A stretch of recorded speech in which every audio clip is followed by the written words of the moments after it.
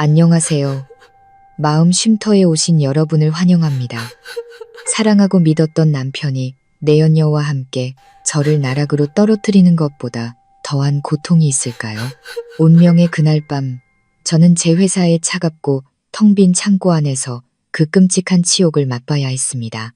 제 몸의 옷가지들은 갈기갈기 찢겨 더러운 시멘트 바닥에 던져졌습니다. 저는 구석에 몸을 웅크린 채 벌거벗은 몸을 두 팔로 감싸 안았습니다.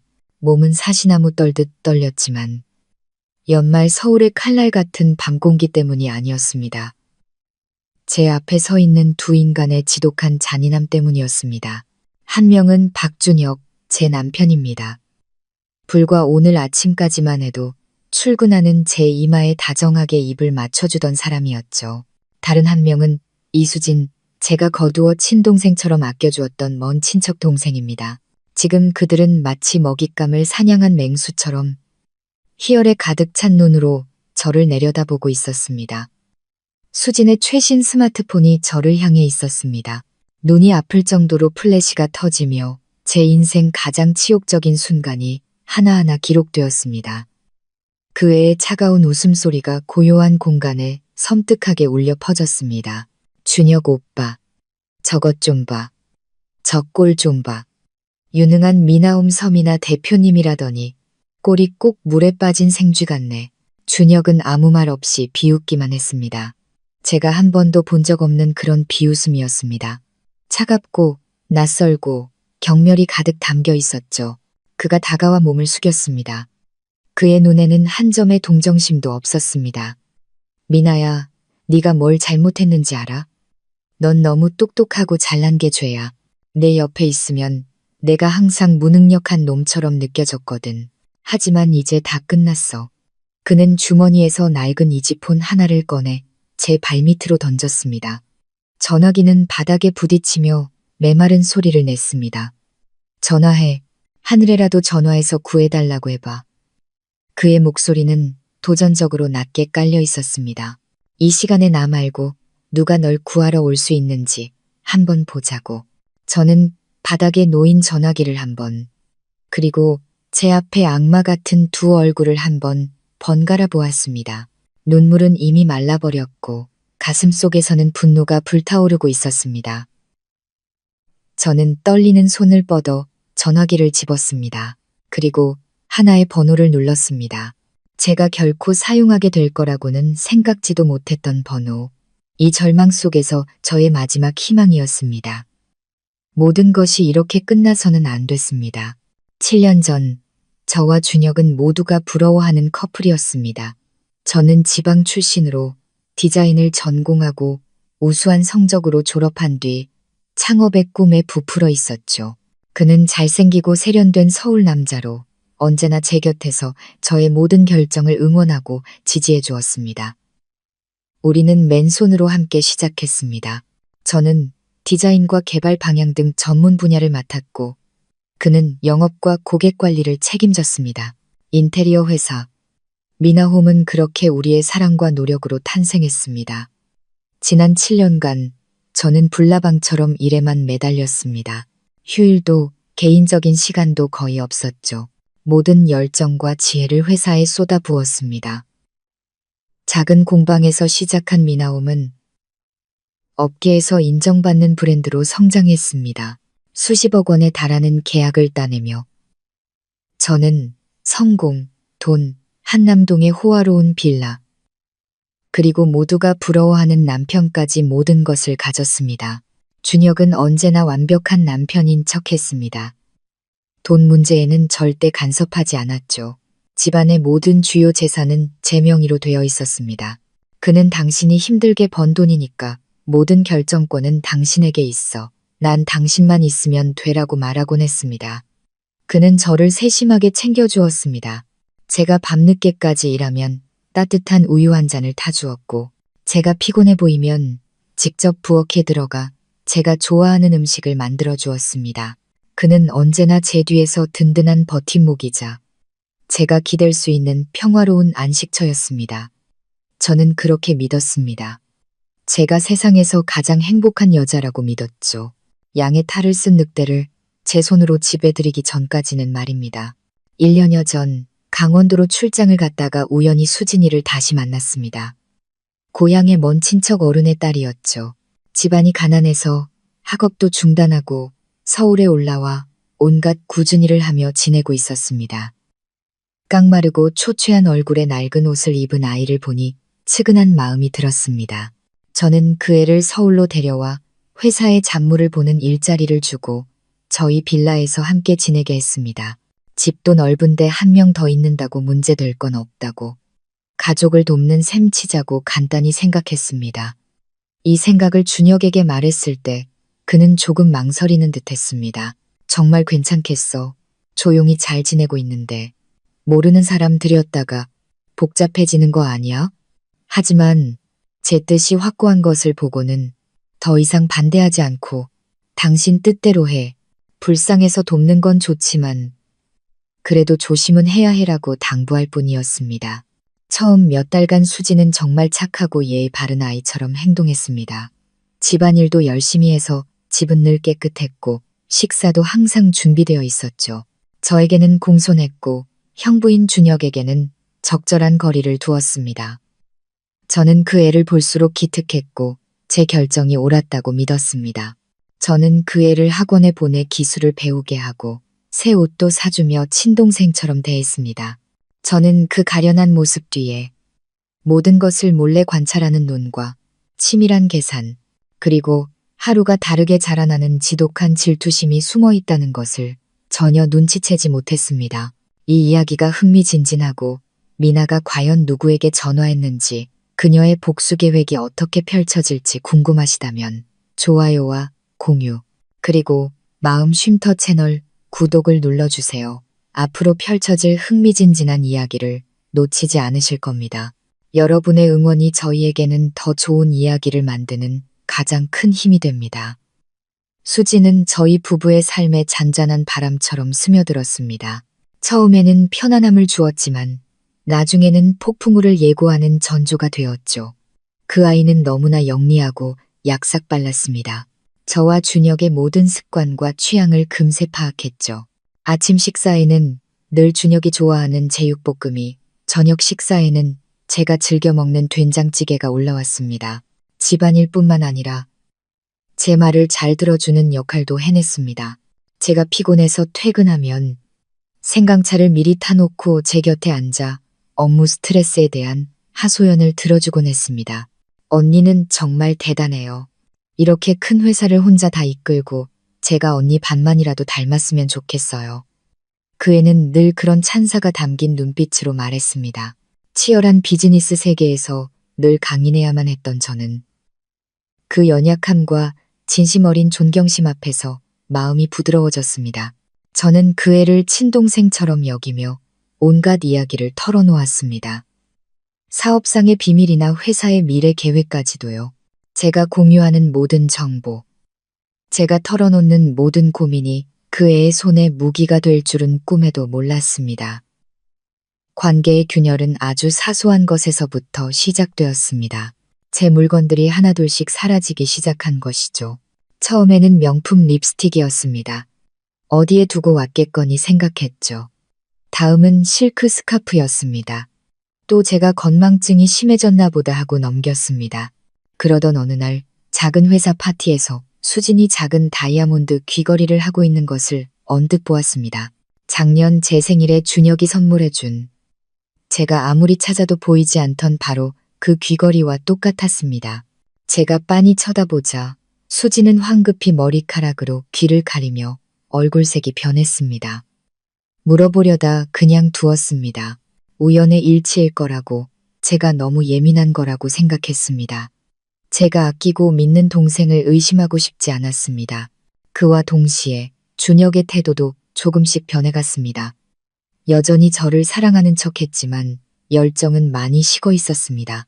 그는 일찍 나가고 늦게 들어오기 시작했고 이유는 항상 고객 접대나 계약 건이었습니다. 그의 통화도 점점 더 비밀스러워졌습니다. 베란다나 서재에 들어가 작은 목소리로 속삭이듯 통화했죠. 한 번은 제가 우연히 지나가다 걱정하지 마. 거의 다 됐어. 내가 곧 당신에게 제대로 된 자리를 만들어줄게라고 말하는 것을 어렴풋이 들었습니다. 가슴이 철렁했지만 제가 묻자 그는 버럭 화를 냈습니다. 날 의심하는 거야? 사업 얘기하는 거니까 쓸데없는 상상하지 마. 그의 비정상적인 짜증에 저는 상처를 받았습니다. 저는 제 집에서 외로움을 느끼기 시작했습니다. 저와 준혁 사이의 거리는 점점 더 멀어졌고 그 빈자리를 다른 사람이 채우고 있었습니다. 준혁은 이상할 정도로 수진에게 관심을 보이기 시작했습니다. 그 애에게 선물을 자주 사주었죠. 어떨 때는 새 원피스를, 또 어떨 때는 최신형 스마트폰을 사주었습니다. 그 애가 열심히 일한 것에 대한 보상이라고 했습니다. 수지는 미안해하며 늘 거절하는 척했습니다. 이러지 마세요, 형부.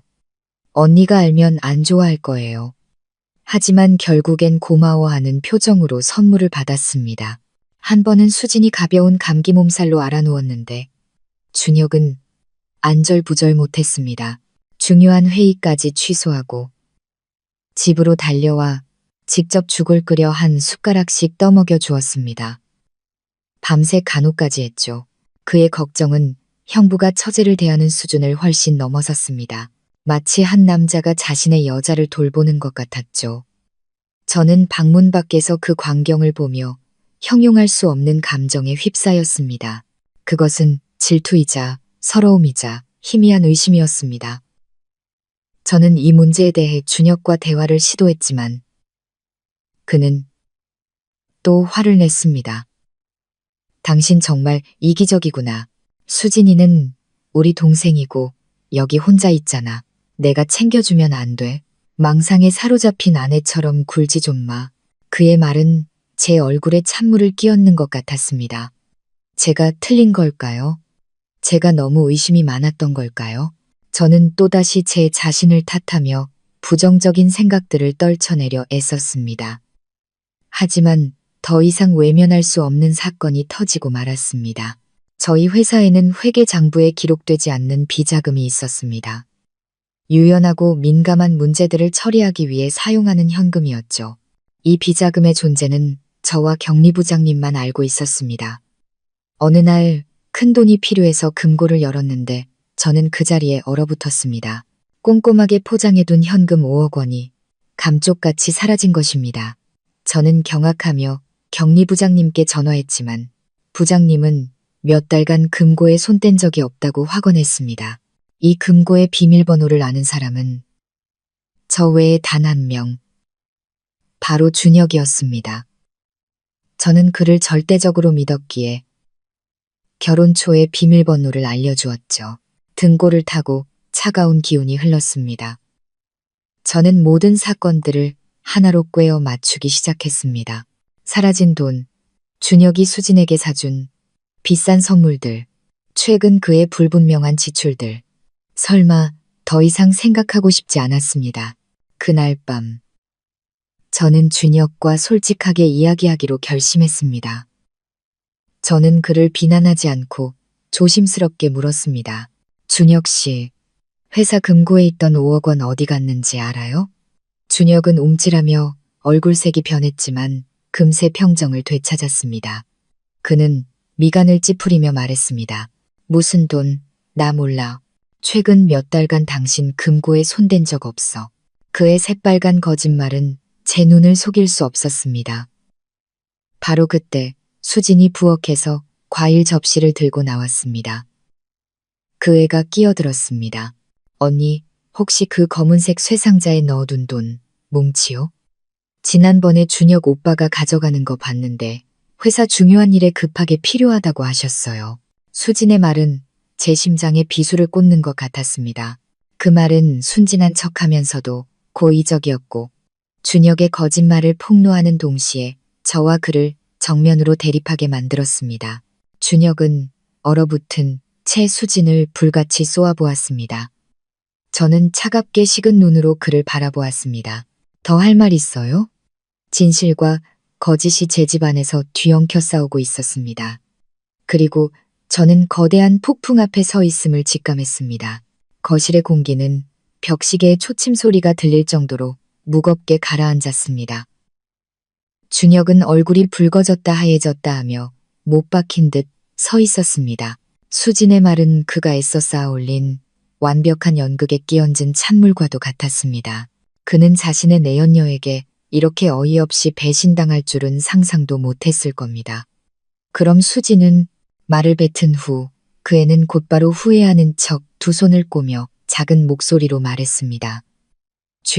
죄송해요. 언니가 모르시는 줄 몰랐어요. 전 오빠가 언니한테 이미 말씀드린 줄 알았죠. 연기가 너무나 완벽했습니다. 고개를 푹 숙인 채 가녀린 어깨를 살짝 떠는 모습은 마치 순진한 아이가 말실수를 한 것처럼 한없이 가여워 보였습니다. 하지만 저는 그 표정 뒤에 숨겨진 승리의 미소를 알고 있었습니다. 그 애는 불을 지피고 있었고 저와 준혁 사이의 갈등을 의도적으로 최고조로 끌어올리고 있었습니다. 저는 그 애를 쳐다보지도 않고 오직 준혁에게 시선을 고정한 채 설명을 기다렸습니다. 저는 여전히 혹시나 오해가 있는 건 아닐까. 그가 정말 회사 일을 위해 그 돈을 쓴 건 아닐까 하는 신락 같은 희망을 품고 있었습니다. 하지만 그 희망은 그에 의해 무참히 짓밟혔습니다. 몇 초간의 침묵 끝에 준혁은 평정을 되찾은 듯 했습니다. 그는 심호흡을 한 번 하더니 저를 향해 돌아섰습니다. 하지만 그의 태도는 뉘우침이 아니라 숨기지 않는 분노였습니다. 그래, 내가 가졌어. 그의 목소리는 날카로워졌습니다. 큰 사업건 때문에 급전이 필요했어. 일이 잘 해결되고 수익이 나면 당신한테 말하려고 했는데 당신이 이렇게 소란을 피울 줄은 몰랐네. 그렇게 날 못 믿어. 미나야. 그의 말에 저는 할 말을 잃었습니다. 그는 사실을 인정했을 뿐만 아니라 오히려 저를 탓하고 있었습니다. 자신의 비겁한 행동을 회사를 위한 정당한 행위로 둔갑시키고 저의 걱정을 근거 없는 의심으로 몰아갔습니다. 큰 사업건이라고요? 왜 저랑 한마디 상의도 안 했어요? 저는 목소리가 떨리지 않도록 애썼습니다.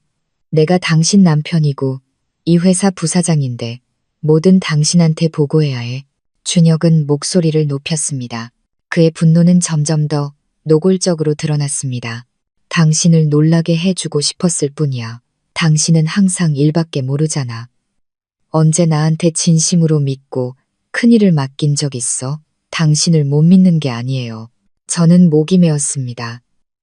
당신의 방식이 문제인 거죠.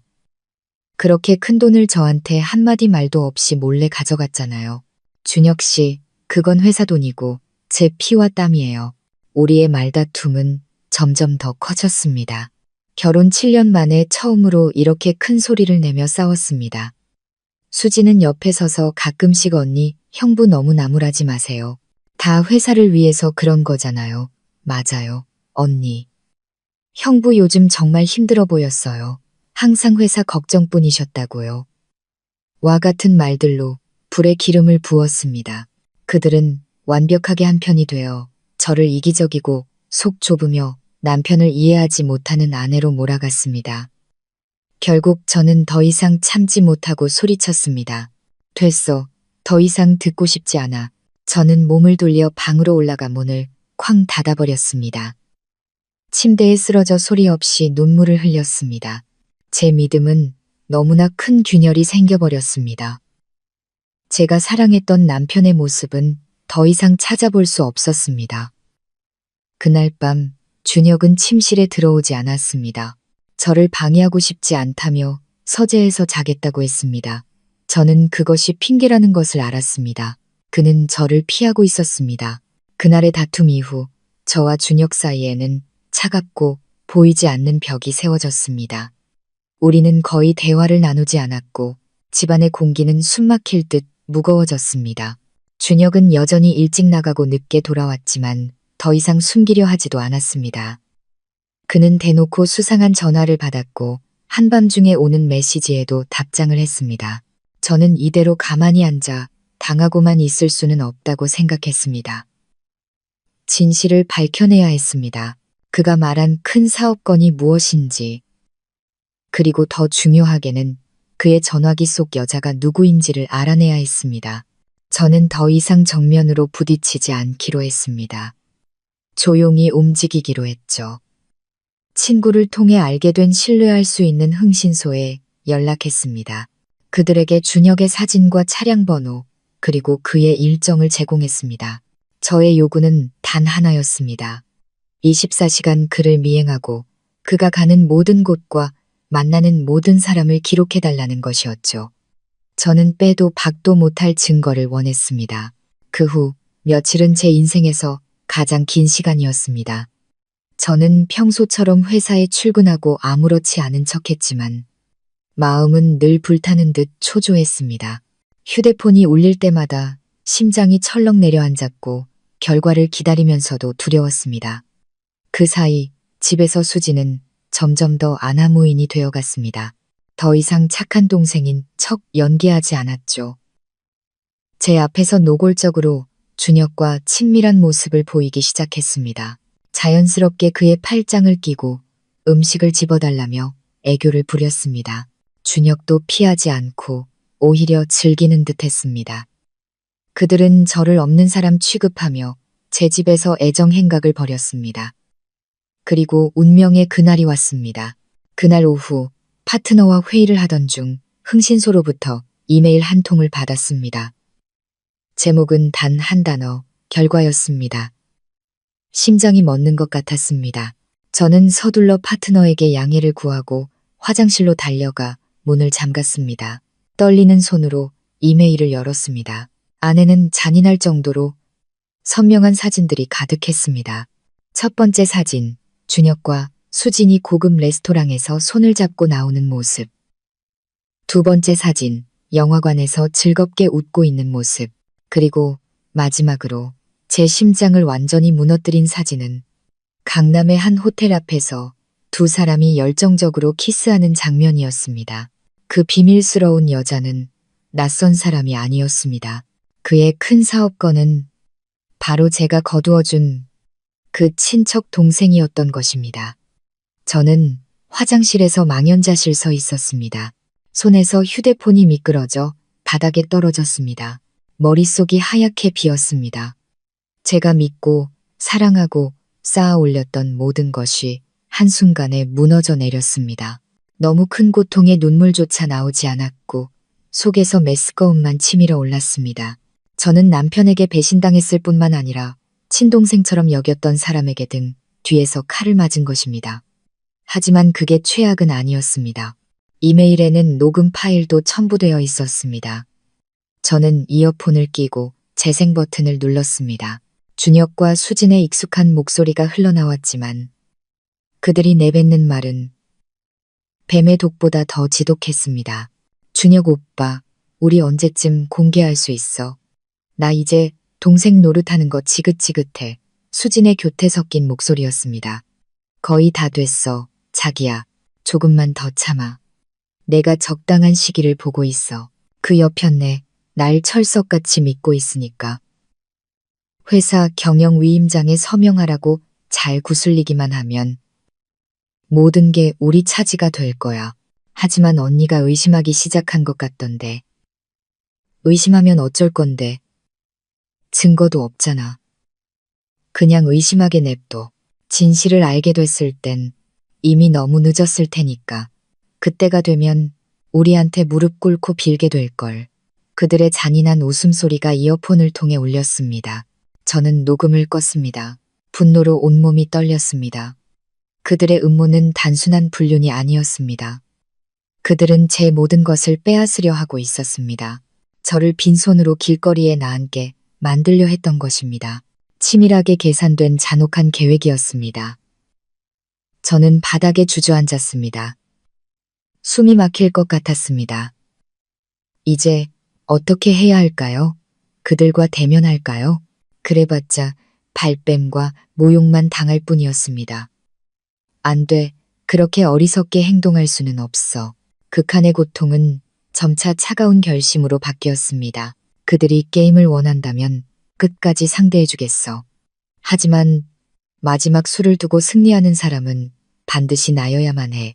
저는 화장실을 나섰습니다.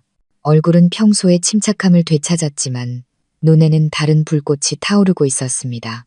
그것은 더 이상 사랑의 불꽃이 아니었습니다. 증오와 복수에 대한 결의의 불꽃이었습니다. 회의실로 돌아가 파트너에게 사과하고 서둘러 회의를 마쳤습니다. 더 이상 일에 집중할 수 없었습니다.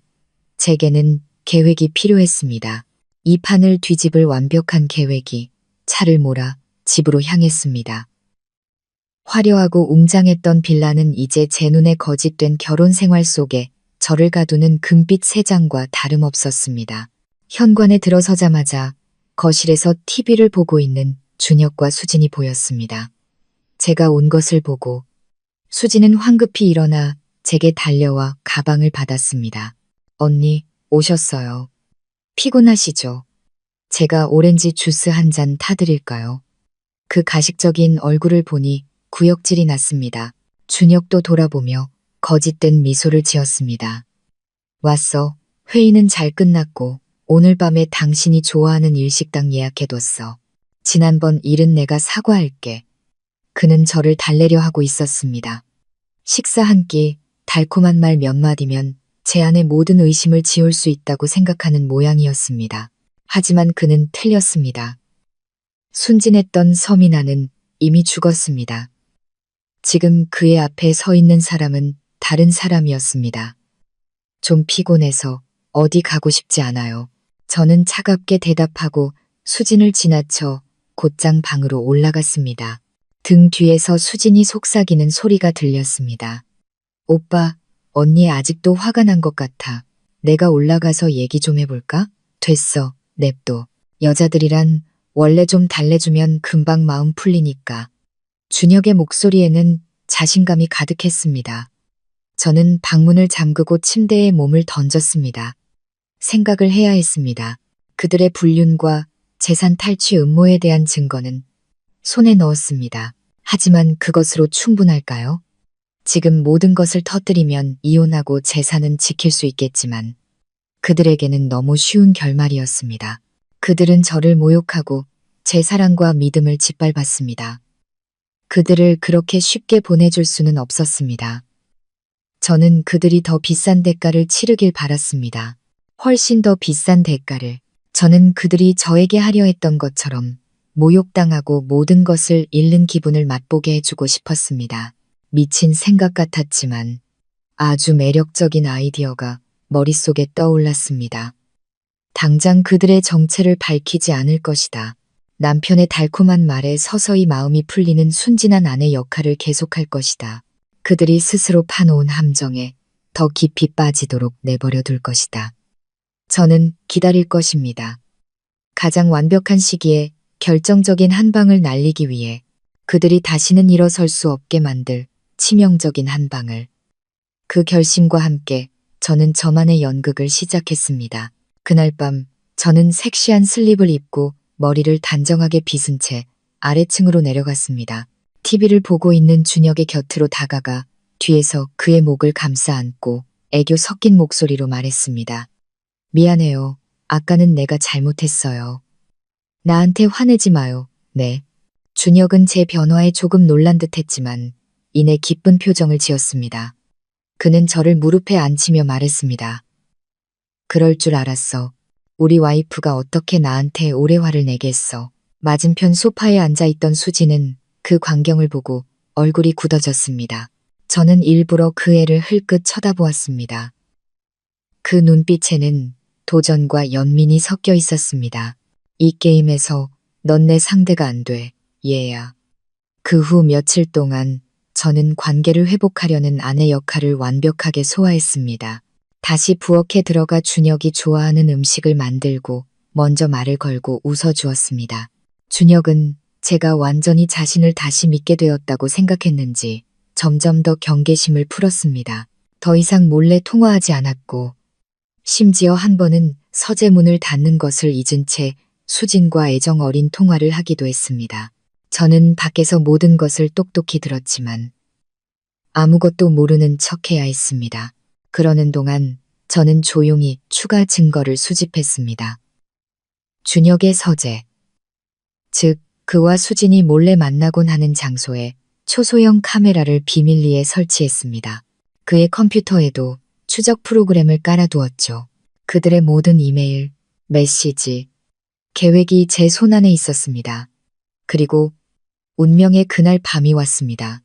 그날은 비가 억수같이 쏟아지는 밤이었습니다.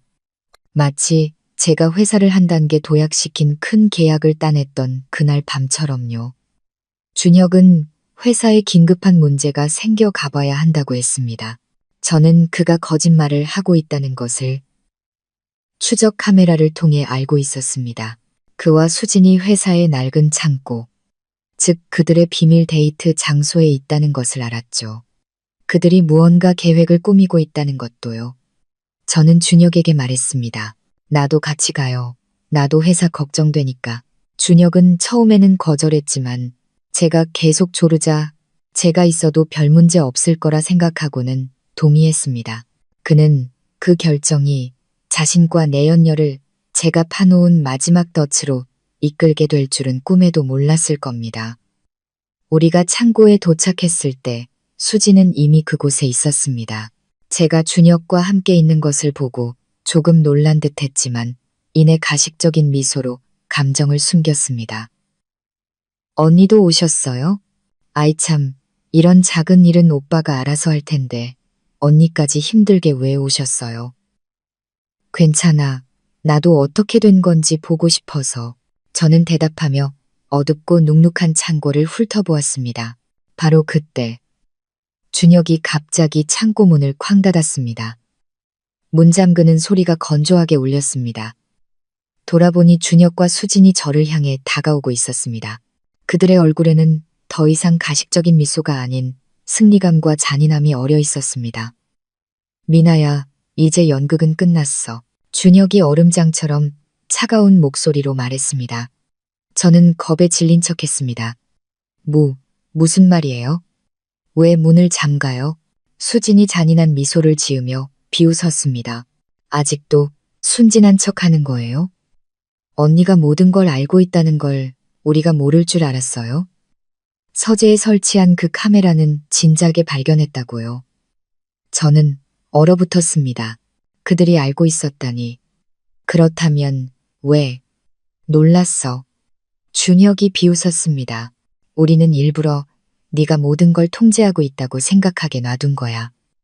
널 이 외딴 곳으로 유인해서 모든 걸 끝내고 싶었거든. 여기서 아무리 소리 질러봐야 아무도 못 들어. 심장이 미친 듯이 뛰기 시작했습니다. 저는 그들의 교활함을 너무 얕보았습니다. 제 발로 호랑이 굴에 들어온 셈이었습니다. 수진이 다가와 제 핸드백을 거칠게 빼앗아 내용물을 바닥에 쏟아부었습니다. 그 애는 제 스마트폰을 집어 근처 물통에 던져버렸습니다. 어디 이제 누구한테 연락할 수 있는지 한번 보자고요. 그리고 그들은 저에게 다가왔습니다. 준혁은 제 양팔을 단단히 붙잡았고 수지는 제 옷을 찢기 시작했습니다. 안 돼, 놔줘. 저는 소리치며 발버둥 쳤지만 소용없었습니다. 저 혼자 힘으로 두 짐승을 당해낼 수는 없었습니다. 그리고 모든 것은 제가 처음에 이야기했던 그대로 진행되었습니다. 저는 발가벗겨지고 모욕당하고 영상까지 찍혔습니다. 준혁은 제게 이지폰을 던지며 말했습니다. 전화해. 하늘에라도 전화해서 구해달라고 해봐. 절망과 치욕의 한가운데서 저는 떨리는 손으로 전화기를 집었습니다. 모든 탈출구가 막힌 것 같았습니다. 하지만 그들은 몰랐습니다. 그들은 이 쓸모없어 보이는 전화기 주소록에 단 하나의 번호가 저장되어 있다는 사실을 결코 상상할 수 없었을 겁니다. 아무도 상상하지 못할 이름으로 저장된 번호, 은인. 그 번호는 바로 김 회장님의 번호였습니다. 눅눅한 냄새와 절망으로 가득 찬 창고 안 준혁과 수진의 잔인한 웃음소리가 여전히 울려 퍼지고 있었습니다. 그들은 자신들이 이겼다고 저를 더 이상 저항할 수 없는 막다른 길로 몰아넣었다고 믿었습니다. 그들은 자신들의 잔혹한 행동이 평생 꿈도 꾸지 못할 거대한 힘을 깨웠다는 사실을 전혀 알지 못했습니다. 저는 떨리는 손가락으로 낡은 이지폰의 키패드를 더듬어 주소록에 유일하게 저장된 이름 은인을 찾았습니다. 통화 버튼을 눌렀습니다. 심장은 전쟁터의 북소리처럼 울렸습니다. 신호음이 한 번, 두 번, 1초가 1세기처럼 길게 느껴졌습니다. 과연 전화를 받을까? 이 마지막 희망마저 꺼져버리는 건 아닐까? 그때 수화기 너머로 깊고 권위 있는 여성의 목소리가 어둠과 혼란을 뚫고 들려왔습니다. 여보세요. 너무나도 익숙해서 가슴이 뭉클해지는 목소리였습니다. 그분은 바로 대성그룹의 김서연 회장님. 제가 평생 단 한 번 뵐 기회가 있었던 제게의 전설적인 여장부였습니다. 저 서미나입니다. 저는 공포와 추위에 갈라지는 목소리로 겨우 말했습니다. 도움이 필요해요. 미나 씨. 수화기 너머에서 잠시 놀란 기색이 스쳤지만 이내 목소리는 다급해졌습니다. 지금 어디예요? 무슨 일 있어요? 그분은 길게 묻지 않았습니다. 제가 위험에 처했다는 것만 알면 되었습니다. 저는 터져나오는 울음을 간신히 참으며 창고의 주소를 빠르게 읊었습니다. 창고에 갇혔어요. 알았어요. 김 회장님은 단호하게 대답했습니다. 전화 끊지 말고 침착하게 있어요. 내가 바로 갈 테니 절대로 전화 끊으면 안 돼요. 한참을 희희낙낙하던 준혁과 수지는 제가 휴대폰을 만지작거리는 것을 보고 다시 비웃기 시작했습니다. 저것 좀 봐. 아직도 전화할 힘이 남았나 보네. 수진이 입술을 삐죽였습니다. 누구한테 전화하는 거예요? 귀신한테라도? 이 시간에 언니한테 신경 쓸 사람이 누가 있다고. 준혁은 팔짱을 낀 채 의기양양한 표정으로 서 있었습니다. 냅둬. 전화하게. 누구한테 전화할 수 있는지 보고 싶으니까. 자기의 무력함을 똑똑히 깨닫게 해줘야지. 이제 자기가 도마 위에 오른 생선 신세라는 걸 알게 될 거야. 그들은 제 통화가 이미 연결되었다는 사실을. 그들의 모든 말과 섬뜩한 웃음소리가 수화기 너머의 누군가에게 똑똑히 들리고 있다는 사실을 전혀 알지 못했습니다. 저는 아무 말 없이 구석에 웅크리고 앉아 유일한 구명조끼처럼 전화기를 꽉 붙들고 있었습니다. 시간은 느리게 흘러갔고 1분이 1시간처럼 느껴졌습니다. 준혁과 수지는 이제 모욕을 주는 것도 지겨워졌는지 낡은 테이블에 앉아 그들의 밝은 미래에 대해 의논하기 시작했습니다. 이 여자가 사라지고 나면 내가 당신을 정식으로 부사장 자리에 앉힐게. 준혁이 수진의 허리를 감싸 안았습니다. 이 회사 전체, 저 빌라, 모든 게 우리 것이 될 거야. 그럼 이 영상은 수진이 자신의 스마트폰을 들어 보였습니다. 이건 뭘로 써먹을 건데. 그 여자가 다시는 고개도 못 들게 만드는 보험이지. 준혁이 음흉하게 웃었습니다. 만약 입이라도 뻥긋하면 이 영상이 온 세상에 퍼질 거야. 유능한 서미나 대표는 천하의 웃음거리가 되겠지. 평생을 치욕 속에서 살게 될 거야. 그들은 제 인생을 완전히 파괴할 계획을 세우고 있었지만 그 계획이 곧 물거품이 될 것이라는 사실은 알지 못했습니다. 약 20분 후 창고 밖에서 갑자기 여러 대의 차가 급정거하는 소리가 들렸고 이어서 수많은 사람들의 단호하고 육중한 발걸음 소리가 들려왔습니다. 준혁과 수지는 깜짝 놀라 서로를 쳐다보았습니다. 무슨 소리지? 수진이 불안한 목소리로 물었습니다. 경비가 순찰 도나 보지. 신경 꺼. 준혁은 애써 태연한 척했지만 목소리에는 이미 불안감이 묻어 있었습니다. 하지만 그때 하늘이 무너지는 듯한 쾅 하는 소리가 울렸습니다. 묵직한 철문이 엄청난 힘에 의해 부서지며 경첩이 뜯겨져 나가 바닥으로 쓰러졌습니다. 준혁과 수지는 공포에 질려 비명을 질렀습니다. 문 밖에서 검은 정장을 입은 건장하고 냉정한 표정의 남자들이 일제히 들이닥쳤습니다. 그들은 신속하고 전문적으로 움직여 순식간에 준혁과 수진을 포위했습니다. 두 사람은 피 한 방울 없는 얼굴로 무슨 일이 일어나고 있는지 이해하지 못한 채 그 자리에 얼어붙었습니다. 그들 뒤로 한 여성이 걸어 들어왔습니다. 그녀는 정교하게 재단된 흰색 정장을 입고 있었고 머리는 단정하게 올려 묶었으며 위험 있는 얼굴에서는 다른 사람을 압도하는 카리스마가 뿜어져 나왔습니다. 바로 김 회장님이었습니다. 그녀의 날카로운 시선이 준혁과 수진을 훑고 지나가 어두운 구석에 웅크리고 있는 제게 멈췄습니다. 그녀의 눈빛은 즉시 부드러워지며 안타까움과 분노로 가득 찼습니다. 한 여성 경호원이 재빨리 자신의 재킷을 벗어 다가와 제 몸에 덮어주었습니다. 김 회장님은 여전히 멍하니 서 있는 준혁 앞으로 다가갔습니다. 그녀의 목소리는 얼음장처럼 차가웠고 한 글자 한 글자가 또렷하고 단호했습니다. 당신이 서민아 씨, 남편 박준혁 씨. 준혁은 더듬거렸습니다. 누구세요? 왜 이러시는? 내가 누군지는 중요하지 않아. 중요한 건 당신들이 내 조카에게 무슨 짓을 했느냐는 거지. 조카요? 준혁과 수지는 눈을 동그랗게 떴습니다. 김 회장님은 더 이상 말하지 않고 눈짓으로 신호를 보냈습니다. 건장한 경호원 2명이 즉시 다가가 준혁의 팔을 등 뒤로 꺾어 제압했습니다. 다른 경호원은 수진의 손에서 스마트폰을 빼앗았습니다. 당장 삭제해. 김 회장님이 명령하자 경호원은 능숙하게 몇 번의 터치로 제 치욕적인 영상과 사진을 영원히 삭제했습니다. 이럴 순 없어요. 이건 우리 부부 사이의 일이라고요. 준혁이 발버둥 치며 소리쳤습니다. 김 회장님은 경멸이 가득한 미소를 지었습니다. 부부 사이의 일, 당신들이 이런 더러운 수법으로 다른 사람을 해치려고 했을 때 그건 더 이상 부부 사이의 일이 아니게 된 거야. 끌고 가.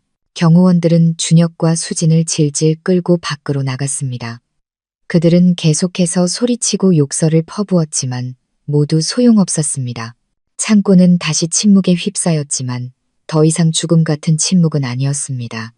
김 회장님은 제 곁으로 다가와 아무 말 없이 조용히 앉아 저를 품에 안아주었습니다. 그분의 품은 마치 어머니의 품처럼 따뜻하고 든든했습니다. 그 순간 제 모든 강인함이 무너져 내렸습니다. 저는 그분의 품에 얼굴을 묻고 목 놓아 울었습니다.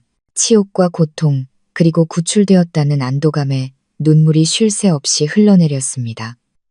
괜찮아, 아가. 이제 내가 여기 있어. 다 끝났어. 그분은 제 등을 가볍게 토닥여 주셨습니다. 그분의 목소리에는 이상하게도 마음을 편안하게 하는 힘이 있었습니다. 저는 구출되었지만 악몽은 아직 끝나지 않았다는 것을 알았습니다. 제 싸움은 이제부터가 진짜 시작이었습니다. 고급 벤틀리 세단은 밤의 어둠을 가르며 지옥 같던 창고를 떠났습니다.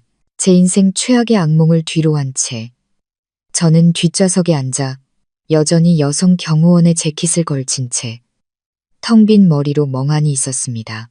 김 회장님은 제 옆에 앉아 아무것도 묻지 않고 그저 떨리는 제 손을 조용히 잡아 따뜻한 온기를 전해주었습니다. 차는 이제 혐오감만 느껴지는 한남동 빌라로 가지 않았습니다. 병원으로 가지도 않았습니다. 강남의 부촌을 향해 직진하더니 강변에 홀로 우뚝 솟은 웅장한 대저택 앞에 멈춰 섰습니다. 제 집보다 몇 배는 더 크고 호화로운 곳이었습니다. 여긴 내 집이야. 당분간 여기서 지내. 여긴 절대적으로 안전해. 김 회장님이 따뜻한 목소리로 말했습니다. 저는 넓고 세련된 인테리어의 손님방으로 안내받았습니다. 집사님은 이미 새 옷과 따뜻한 물, 그리고 가벼운 식사를 준비해두고 있었습니다. 샤워를 하고 부드러운 실크 잠옷으로 갈아입으니 오늘 밤의 더러움이 조금은 씻겨나가는 기분이었습니다. 하지만 제 영혼은 여전히 산산조각 나 있었습니다. 김 회장님이 따뜻한 우유 한 잔을 들고 방으로 들어오셨습니다. 제 맞은편 안락 의자에 앉으셨죠.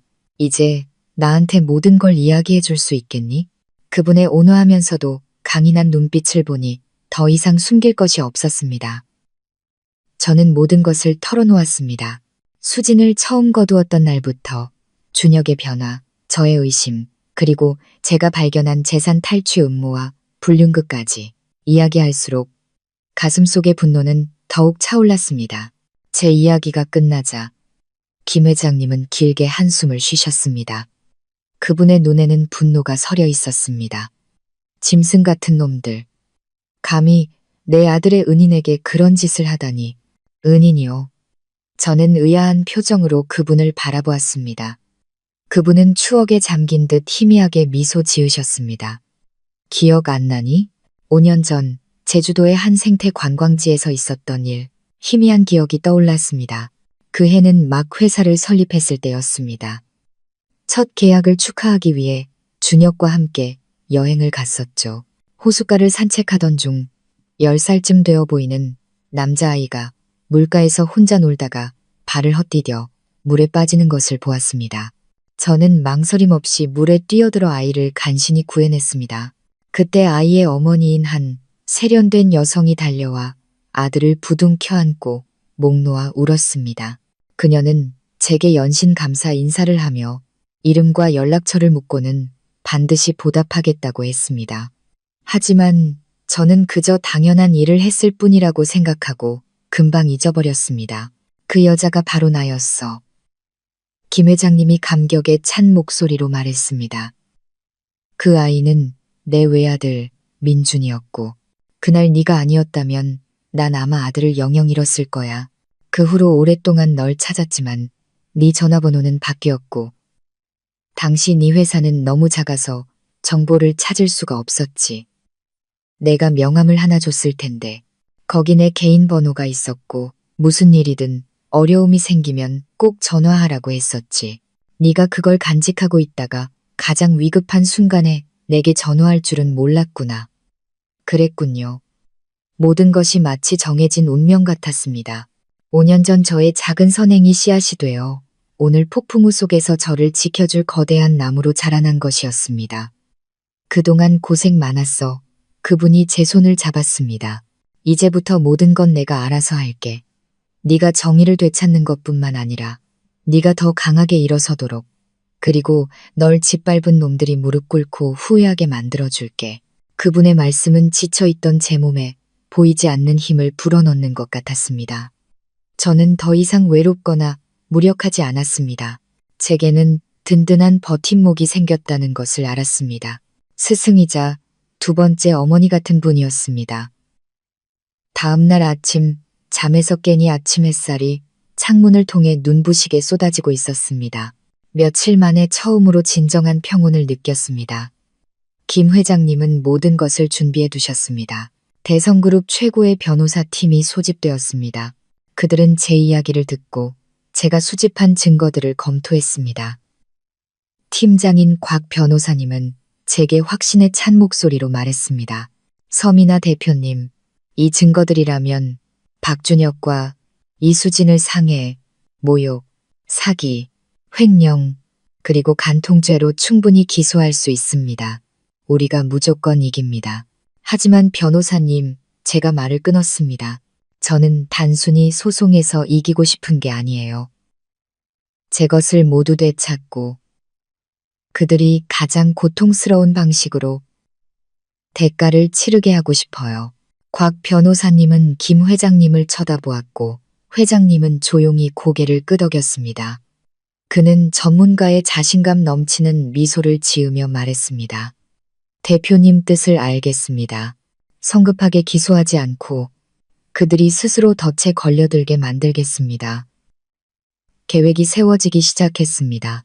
첫 단계로 김 회장님은 사람을 시켜 준혁과 수진, 그리고 미나홈에 대한 모든 정보를 조사했습니다. 조사 결과는 저를 더욱 경악하게 만들었습니다. 아내에게 기대어 사는 줄만 알았던 남편 준혁은 사실 불량한 과거를 가진 남자였습니다. 그는 사기 혐의로 집행유예를 선고받은 전과가 있었습니다. 그의 가족 역시 평범하지 않았습니다. 어두운 세계와 복잡하게 얽혀 있었죠. 수진 역시 순진한 시골 처녀가 아니었습니다. 저를 만나기 전에 유흥업소에서 일한 경력이 있었습니다. 토끼의 탈을 쓴 여우였던 것입니다. 회사에 관해서는 제가 갇힌 후 준혁이 제 서명을 위조하여 스스로 대표이사 자리에 올라 모든 경영권을 장악했습니다. 그는 회사 자산을 헐값에 팔아넘겨 돈을 챙기려 하고 있었습니다. 그들은 모든 흔적을 지우고 도망치려 하고 있었습니다. 서둘러야 합니다. 곽 변호사님이 결론 내렸습니다. 아니, 김 회장님이 예기치 않게 나섰습니다. 그녀의 목소리는 낮고 권위 있었습니다. 팔게 놔도 오히려 우리가 더 빨리 팔 수 있도록 도와줄 거야. 방 안의 모든 사람들이 의아한 표정으로 그녀를 쳐다보았습니다. 그녀는 알 수 없는 미소를 지었습니다. 이 연극 아주 흥미진진하게 만들고 싶거든. 미끼는 던져졌으니 이제 물고기가 물기만 기다리면 돼. 저는 김 회장님을 존경스러운 눈으로 바라보았습니다. 그녀는 유능한 사업가일 뿐만 아니라 뛰어난 전략가였습니다. 더 크고 정교한 덫이 놓이고 있었습니다. 그리고 저는 준혁과 수진이 아무리 교활해도 이 그물에서 결코 벗어날 수 없으리라는 것을 알았습니다. 그 후 며칠 동안 저는 김 회장님의 저택에서 마치 재탄생을 기다리는 불사조처럼 지냈습니다. 고통은 여전히 밤마다 가슴속에서 은은하게 피어올랐지만 더 이상 저를 무너뜨릴 수는 없었습니다. 그것은 저를 변화시키고 더 강해져야 한다고 다그치는 불꽃이자 원동력이 되었습니다. 김 회장님은 제게 안전한 거처뿐만 아니라 제가 완전히 탈바꿈 할 수 있도록 최고의 전문가 팀을 붙여주셨습니다. 매일 아침 일찍 일어나 전문 여성 코치와 함께 호신술을 배웠습니다. 공격하고 방어하고 다시는 수동적인 상황에 놓이지 않는 법을 배웠습니다. 훈련장은 땀으로 흠뻑 젖고 몸은 쑤셨지만 저는 포기하지 않았습니다. 주먹을 뻗고 발차기를 할 때마다 분노와 울분을 실었습니다. 저는 몸뿐만 아니라 의지까지 단련하고 있었습니다. 호신술 훈련 후에는 최고 전문가들과의 수업이 이어졌습니다. 심리 전문가는 제가 트라우마에 맞서고 두려움을 용기로 바꿀 수 있도록 도와주었습니다. 법률 전문가는 법을 자신을 보호하는 날카로운 무기로 사용하는 방법을 가르쳐 주었습니다. 재무 및 경영 전략 전문가는 제 경력 전체를 되돌아보며 실수를 지적하고 새로운 방향을 제시해 주었습니다. 저는 마른 스펀지처럼 그 모든 지식을 간절히 흡수했습니다. 책을 읽고 자료를 연구하고 토론에 참여했습니다. 제 머리는 이토록 강도 높게 활동해 본 적이 없었습니다. 제가 알던 비즈니스 세계는 아주 작은 일부에 불과하다는 것을 깨달았습니다. 밖에는 더 잔혹한 전쟁과 더 정교한 음모가 존재했습니다. 그리고 살아남기 위해 저는 디자인 재능에만 의존할 수 없었습니다. 차가운 머리와 강철 같은 심장, 그리고 전략적인 시야가 필요했습니다. 가장 큰 변화는 아마 외적인 모습이었을 겁니다. 김 회장님은 서울 최고의 스타일리스트와 뷰티 전문가들을 불렀습니다. 제가 항상 자랑스러워했던, 준혁이 가장 사랑한다고 말했던 길고 검은 생머리를 미련 없이 잘라냈습니다. 대신 개성 있고 현대적인 쇼커 스타일로 바꾸고 세련된 애쉬 브라운 컬러로 염색했습니다. 과로로 창백했던 피부는 세심한 관리를 통해 매끄럽고 생기 있게 변했습니다. 옷장도 완전히 새로워졌습니다. 단정한 오피스룩과 평범한 홈웨어는 힘있는 정장, 화려한 파티 드레스, 그리고 여성 CEO의 기품과 몸매를 돋보이게 하는 의상들로 대체되었습니다. 거울 속 제 모습을 보니 예전에 연약하고 순종적이었던 서민아는 더 이상 없었습니다. 거울 앞에는 날카로운 눈빛과 자신감, 알 수 없는 미소를 띤 무시할 수 없는 강인함이 뿜어져 나오는 다른 여자가 서 있었습니다. 이것은 단순히 예뻐지기 위한 변화가 아니었습니다. 이것은 선전포고였습니다. 저는 다가올 전투를 위해 새로운 갑옷을 입고 있었습니다. 김 회장님은 저를 보며 자랑스러운 눈빛으로 반짝였습니다. 그래, 바로 이거야. 이게 바로 내가 보고 싶었던 모습이야. 미나야, 명심해. 외모도 때로는 무기가 된단다. 다른 사람들에게 내 위치를 보여주고 그들이 널 함부로 대하지 못하게 만들지. 제가 탈바꿈하는 동안 준혁과 수지는 승리의 환상에 취해 있었습니다. 폭풍이 가까이 다가오고 있다는 사실을 전혀 눈치채지 못한 채 제가 실종되었다는 소식은 그들을 걱정시키기는커녕 오히려 기쁘게 만들었습니다. 준혁은 미나홈을 헐값에 급히 매물로 내놓았습니다. 전 주인이 도망쳤고 회사가 파산 직전이라는 핑계를 대며 최대한 빨리 자금을 회수해서 멀리 도망칠 생각이었죠. 많은 파트너와 회사들이 인수에 관심을 보였지만 이상하게도 협상은 번번이 무산되었습니다. 그 배후에 김 회장님의 손길이 있다는 것을 그들은 몰랐습니다. 회장님은 자신의 영향력을 이용해 모든 잠재적인 거래를 막아 준혁을 궁지로 몰아넣고 있었습니다.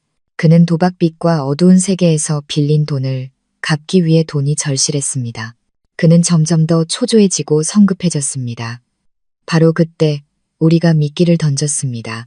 김 회장님은 골든 피닉스 캐피탈이라는 그럴듯한 이름의 유령 투자 회사를 설립했습니다. 대표는 우리가 고용한 배우가 연기하는 세련된 외국인이었죠. 골든 피닉스 캐피탈은 준혁에게 접근해 미나홈에 특별한 관심을 표명했습니다. 그들은 미나홈을 아시아 최고의 고급 인테리어 브랜드로 만들겠다는 화려한 비전을 제시하며 시장가보다 훨씬 높은 가격을 부르겠다고 했습니다. 돈에 굶주려 있던 준혁은 그 말을 듣고 세상을 다 얻은 듯 기뻐했습니다. 그는 조금의 의심도 없이 즉시 만나서 협상하기로 했습니다. 만남은 서울 최고급 레스토랑에서 이루어졌습니다. 준혁과 수지는 곧 거액을 손에 쥘 승리자처럼 화려하게 차려입고 나타났습니다. 그들은 위층 VIP룸에서 저와 김 회장님 그리고 변호사 팀이 설치된 카메라를 통해 자신들의 모든 행동을 지켜보고 있다는 사실을 꿈에도 몰랐습니다. 화면을 통해 보이는 준혁의 거만한 얼굴을 보니 헛웃음만 나왔습니다. 탐욕스러운 물고기가 독이 든 미끼를 향해 다가오기 시작했습니다. 제 연극은 이제 가장 흥미진진한 막을 향해 가고 있었습니다. 준혁과 골든 피닉스 캐피탈의 외국인 대표 데이비드 씨의 협상은 매우 순조롭게 진행되었습니다. 데이비드 씨는 완벽한 연기력으로 관대하면서도 매우 전문적인 투자자의 모습을 보여주었습니다. 그는 준혁의 비전을 끊임없이 칭찬하고 미나홈의 잠재력을 높이 평가하며 준혁과 수진이 듣기만 해도 눈이 번쩍 뜨일 만한 거대한 발전 계획을 제시했습니다. 그들은 곧 손에 쥘 거액과 장밋빛 미래에 완전히 매료되었습니다. 데이비드 씨의 모든 칭찬과 약속이 자신들을 옥죄어오는 덫의 일부라는 사실을 전혀 알지 못했습니다. 위층 VIP룸에서 저와 김 회장님은 변호사, 전문가들과 함께 화면을 지켜보았습니다. 준혁의 모든 말과 표정 하나하나를 철저히 분석했습니다. 그는 자신의 모든 약점, 즉 탐욕과 허영심, 그리고 복잡한 법률 절차에 대한 무지를 드러냈습니다. 저 친구, 여우는 여우인데 아직 어린 여우로군. 김 회장님이 입꼬리를 살짝 올리며 말했습니다. 눈앞에 맛있는 먹이만 보고 덫이 닫히고 있는 건 전혀 눈치채지 못하고 있어. 첫 만남 후 준혁은 골든 피닉스 캐피탈을 완전히 신뢰하게 되었습니다. 그는 최대한 빨리 계약하고 싶어 모든 일을 서둘렀습니다. 바로 그때 우리는 첫 번째 반격을 시작했습니다. 그의 오만함과 자만심을 정면으로 겨냥한 예상치 못한 공격이었죠.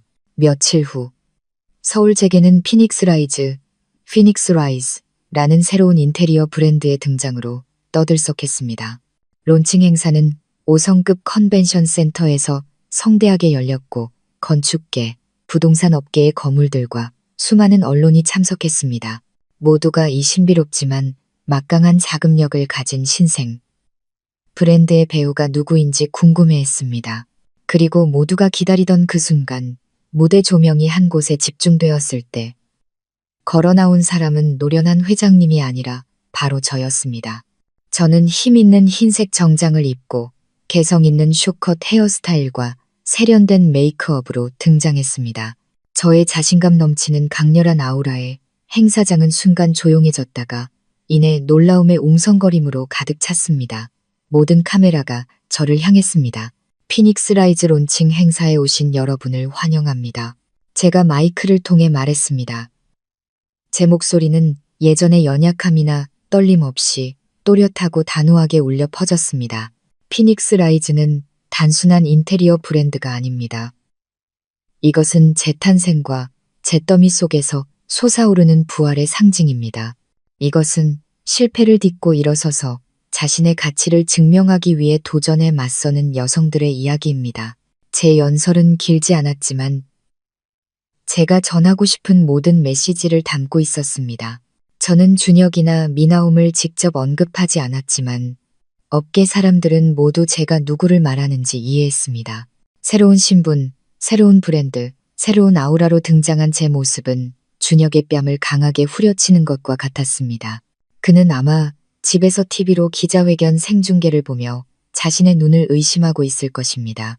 실종되고 무너졌다고 생각했던 아내가 이제 영광의 정점에 서서 자신의 가장 직접적이고 위협적인 경쟁 상대가 되었으니 말입니다. 하지만 그게 다가 아니었습니다. 기자회견에서 저는 준혁을 궁지로 몰아넣을 것이 확실한 전략을 발표했습니다. 피닉스 라이즈는 독창적인 디자인과 고급 자재를 사용하면서도 놀라울 정도로 경쟁력 있는 가격의 새로운 컬렉션을 출시할 것입니다. 더 나아가 우리는 이전에 미나홈이 그토록 협력하고 싶어 했지만 번번이 실패했던 유명 건축가 및 디자이너들과 독점적으로 협력할 것입니다. 그리고 마지막 치명타로 저는 피닉스 라이즈가 김 회장님의 대성그룹과 수천억 원 규모의 계약을 공식적으로 체결했다고 발표했습니다. 곧 건설될 고급 리조트 체인의 모든 인테리어를 공급하는 계약이었죠.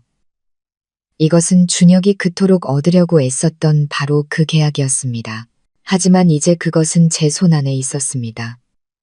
저의 화려한 복귀와 피닉스 라이즈의 탄생 소식은 즉시 모든 경제신문의 일면을 장식했습니다. 인테리어 업계 관련 기업들의 주가는 소폭 변동했습니다. 미나홈의 파트너와 공급업체들은 동요하기 시작했습니다. 그들은 새로운 별이 떠오르고 낡은 제국이 무너질 위기에 처한 것을 보았습니다. 준혁에게 전화가 빗발치기 시작했습니다. 공급업체들은 대금 조기 결제를 요구했고 계약금을 낸 고객들은 진행 상황 확인을 요청했습니다. 은행도 그의 회사 대출을 재검토하기 시작했습니다. 사방에서 오는 압박이 준혁의 어깨를 짓눌렀습니다.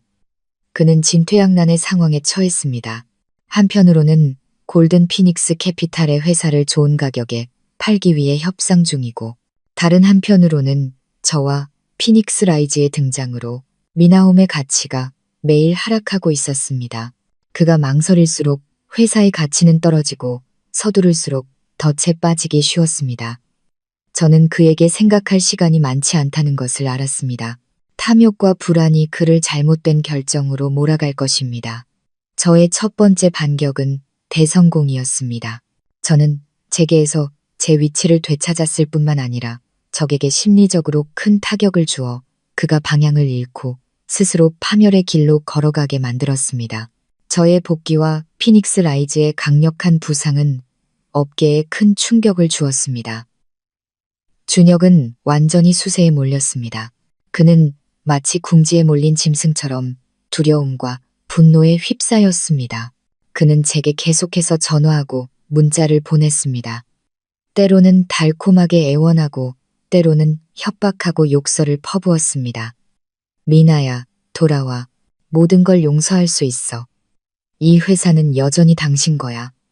내가 잘못했어. 이 배신자야, 감히 날 배신해? 네가 날 이길 수 있을 것 같아? 꿈깨. 저는 어떤 메시지에도 답하지 않았습니다. 저의 침묵은 그를 더욱 미치게 만들었습니다. 그는 제가 어떻게 이렇게 순식간에 변할 수 있었는지 이해하지 못했습니다. 누가 제 뒤에 있는지 알 수 없었죠.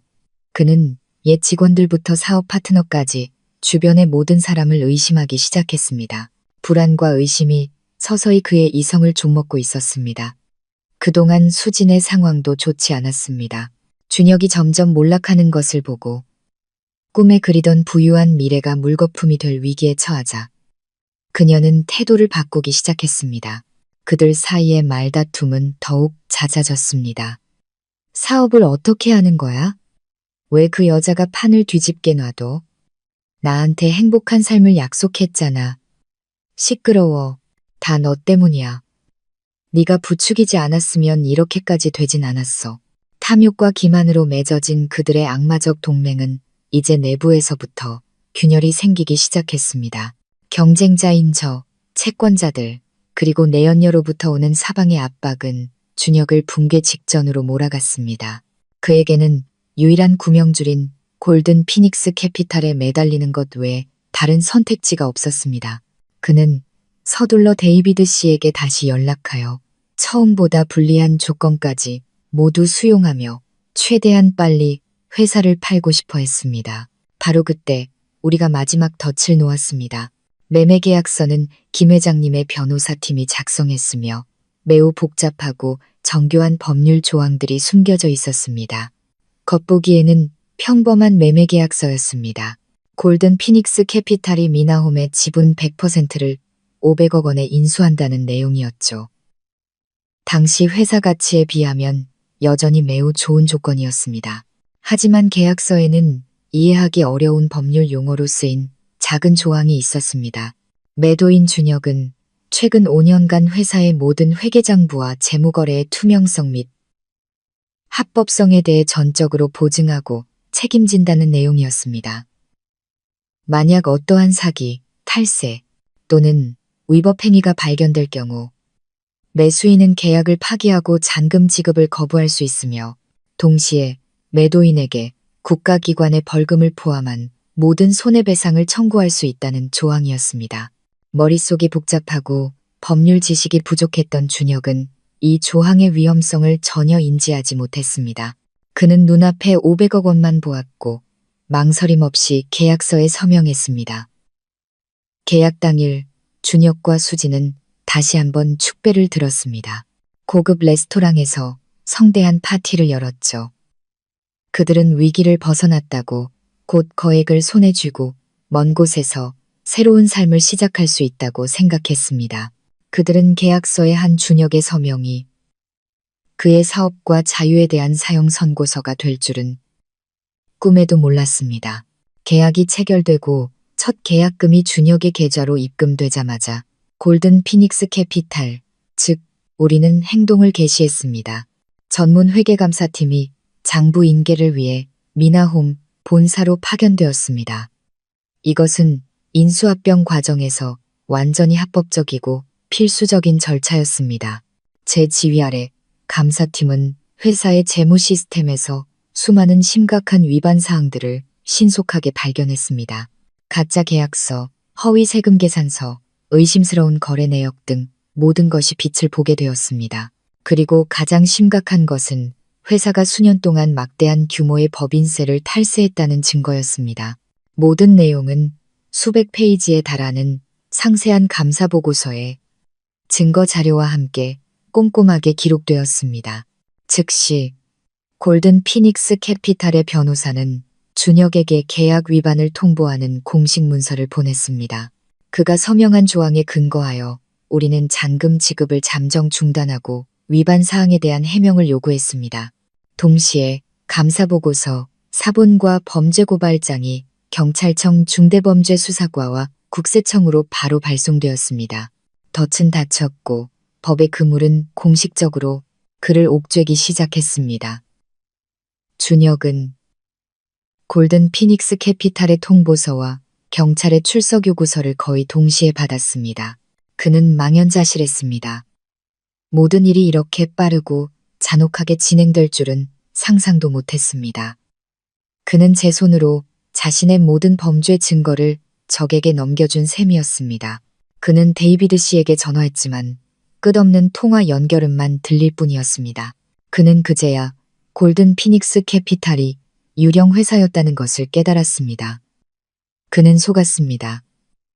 화려하고도 뼈아픈 사기극에 그는 자신이 버린 아내에게 자신의 회사와 미래를 헐값에 팔아넘긴 것이었습니다. 박준혁의 악몽은 이제 막 시작되었습니다. 그가 탈세와 경제 사기 혐의로 경찰 조사를 받게 되었다는 소식이 퍼지자 그의 주변 세계는 걷잡을 수 없는 속도로 무너지기 시작했습니다. 은행은 즉시 그와 미나홈의 모든 계좌를 동결했습니다. 골든 피닉스 캐피탈로부터 받은 100억 원의 계약금은 손도 대보기 전에 묶여버렸습니다.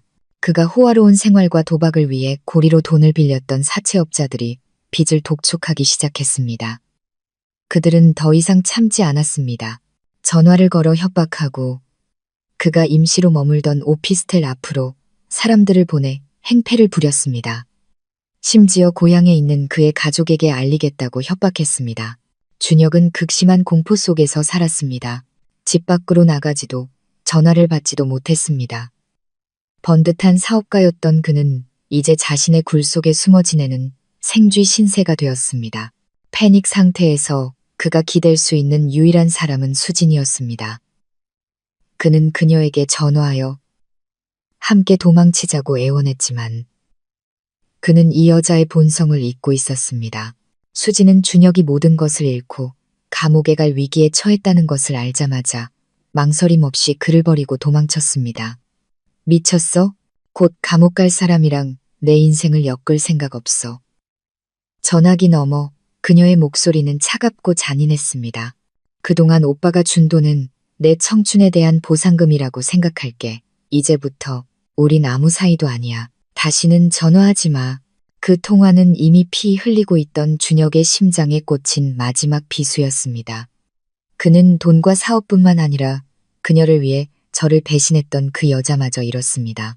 그들의 사랑이라고 떠들어대던 것은 결국 값싼 거래에 불과했습니다. 절망에 빠진 준혁은 마지막으로 미친 짓을 저질렀습니다. 그는 제가 머물고 있는 것을 아는 김 회장님의 저택으로 찾아왔습니다. 안으로 들어갈 수는 없었고 문 밖에서 미친 사람처럼 소리 지를 뿐이었습니다. 서민아, 이 나쁜 년, 당장 나와. 네가 내 인생을 망쳤어. 당장 나오라고. 그는 소리치고 욕하고 대문을 두드렸지만 돌아오는 것은 침묵과 굳게 닫힌 철문뿐이었습니다. 저는 2층 발코니에서 분노와 무력감에 몸부림치는 그 남자를 조용히 내려다보았습니다. 더 이상 증오는 느껴지지 않았고 연민만이 남았습니다. 이 남자는 한때 제 남편이었고 제가 사랑했던 사람이었습니다. 지금은 어쩌다 저렇게 비참해졌을까요? 그를 파괴한 것은 제가 아니라 그의 탐욕과 사악함이었습니다.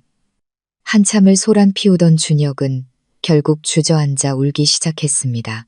모든 것을 잃은 남자의 울음소리였습니다. 뒤늦은 후회의 울음이었지만 모든 것은 이미 너무 늦었습니다. 몇 분 후 경찰차가 도착했고 그는 공공질서 문란 혐의로 연행되었습니다. 경찰차가 사라지는 것을 보며 저는 안으로 들어섰습니다. 모든 악연은 이제 끝내야 할 때였습니다. 며칠 후 낯선 번호로 전화가 걸려왔습니다. 수진이었습니다.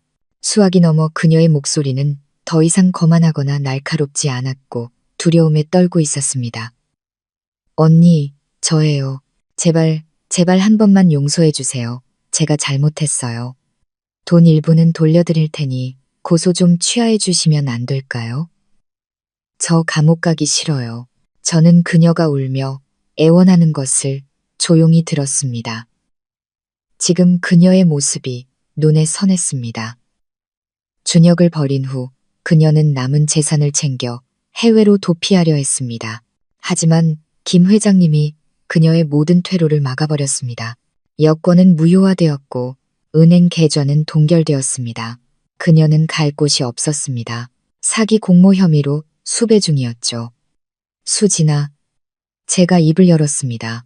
목소리는 이상할 정도로 평온했습니다. 네가 그 남자와 함께 창고에서 날 모욕할 때 오늘 같은 날이 올 거라고 생각은 해봤니? 내 돈으로 호의호식할 때 그 결과를 생각은 해봤어? 뿌린 대로 거두는 거야. 네가 한 짓에 대한 책임은 스스로 져. 그리고 저는 전화를 끊었습니다. 저는 악독하지 않지만 성인군자도 아닙니다. 용서는 다른 사람의 인생을 무참히 짓밟은 자들에게 베풀 수 있는 것이 아니었습니다. 준혁과 수진, 그들은 각자 마땅히 받아야 할 결말을 맞이했습니다. 하늘의 그물은 넓고 성기지만 결코 빠져나갈 수 없습니다.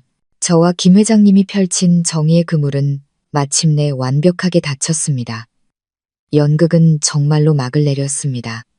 준혁과 수진의 결말은 이야기의 끝이 아니었습니다. 그것은 단지 어두웠던 한 장의 끝일 뿐이었습니다. 저에게는 새로운 장, 즉 미나옴을 완전히 되찾고 잿더미 위에서 다시 일으켜 세워야 하는 새로운 싸움이 기다리고 있었습니다. 준혁이 체포된 후 회사는 혼란에 빠졌습니다. 직원들은 동요했고 프로젝트는 중단되었습니다. 합법적인 인수자 자격으로 골든 피닉스 캐피탈이 공식적으로 회사를 인수했습니다. 바로 그때 제가 다시 나타났습니다. 과거의 유령이 아니라 골든 피닉스 캐피탈의 모회사인 피닉스 라이즈의 회장 자격으로요. 저는 전체 직원 회의이자 공개 기자회견을 열어 이 변화를 알리고 새로운 미래를 제시하기로 결정했습니다. 기자회견은 미나홈 사옥 로비에서 열렸습니다. 불과 몇 달 전까지만 해도 제가 주인이었다가 치욕 속에 쫓겨났던 바로 그 장소에서 오늘 저는 완전히 다른 모습으로 돌아왔습니다. 로비는 기자들, 파트너들, 그리고 전 직원들로 가득 찼습니다. 모두가 회사의 운명에 대해 수군거리며 기다리고 있었습니다. 오전 10시 정각. 저는 김 회장님, 그리고 변호사 팀과 함께 들어섰습니다. 저는 신뢰와 권위를 상징하는 네이비색 원피스를 입고 있었습니다. 모든 시선이 제게 쏠렸습니다. 놀라움, 호기심, 그리고 믿을 수 없다는 표정들이 섞여 있었습니다. 저는 연단에 올라 수년간 저와 함께했던 익숙한 직원들의 얼굴을 내려다보았습니다. 안녕하세요, 여러분. 제 목소리가 회의장을 가득 메웠습니다. 아마 아직 저를 기억하는 분들이 많을 겁니다. 저는 미나홈의 창업자 서미나입니다. 회의장은 침묵에 휩싸였습니다. 모두가 숨을 죽이고 제가 할 말을 기다렸습니다. 지난 시간 우리 회사는 큰 폭풍을 겪었습니다. 배신과 기만으로 인한 폭풍이었죠. 저 역시 그 폭풍의 희생자였습니다. 저는 가족, 사업, 명예까지 모든 것을 잃었습니다. 저는 잠시 말을 멈추고 카메라 렌즈들을 똑바로 응시했습니다. 하지만 오늘 저는 제 고통을 하소연하기 위해 이 자리에 선 것이 아닙니다. 저는 폭풍이 지나갔고 미나홈이 다시 태어났음을 알리기 위해 이 자리에 섰습니다. 저는 서류 뭉치를 높이 들어 올렸습니다. 법적 서류에 따라 제가 회장으로 있는 피닉스 라이즈가 미나홈의 모든 지분과 자산 인수를 공식적으로 완료했습니다. 오늘부터 미나홈은 피닉스 가족의 일원이 될 것입니다. 우리는 함께 더 강하고 더 투명하며 더 성공적인 새로운 장을 시작할 것입니다. 회의장은 터져나오는 박수 소리로 가득 찼습니다. 실직의 공포에 떨던 직원들은 이제 새로운 희망을 보았습니다. 그들은 회사가 구원받았다는 사실뿐만 아니라 그들이 존경했던 리더의 화려한 복귀에 박수를 보냈습니다. 하지만 저는 진정으로 신뢰를 회복하고 제국을 재건하기 위해서는 말만으로는 부족하다는 것을 알았습니다. 그들에게 적나라한 진실을 보여줘야 했습니다. 그리고 그 투명성의 시작으로 제 목소리는 다시 단호해졌습니다. 여러분과 함께 짧은 영상을 하나 보고 싶습니다. 제 뒤에 대형 스크린이 켜지고 회의장은 다시 한번 침묵에 잠겼습니다. 하지만 이번 침묵은 다른 색깔을 띠고 있었습니다. 영상은 회사의 화려한 모습이 아닌 창고의 흐릿한 CCTV 화면으로 시작되었습니다. 벌거벗은 채 웅크리고 있는 제 모습, 웃으며 촬영하고 있는 준혁과 수진의 모습, 그들의 모욕적인 말과 더러운 음모가 또렷하게 울려 퍼졌습니다. 회의장은 충격에 빠졌습니다.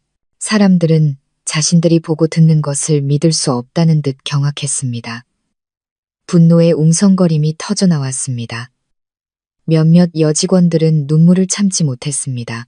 그들이 존경했던 상사가 그토록 끔찍한 모욕을 겪었다는 사실을 상상조차 할 수 없었던 것입니다. 영상은 끝났지만 무겁고 두려운 침묵은 계속되었습니다. 저는 감정에 벅차 목소리가 떨렸지만 눈빛은 여전히 확고했습니다.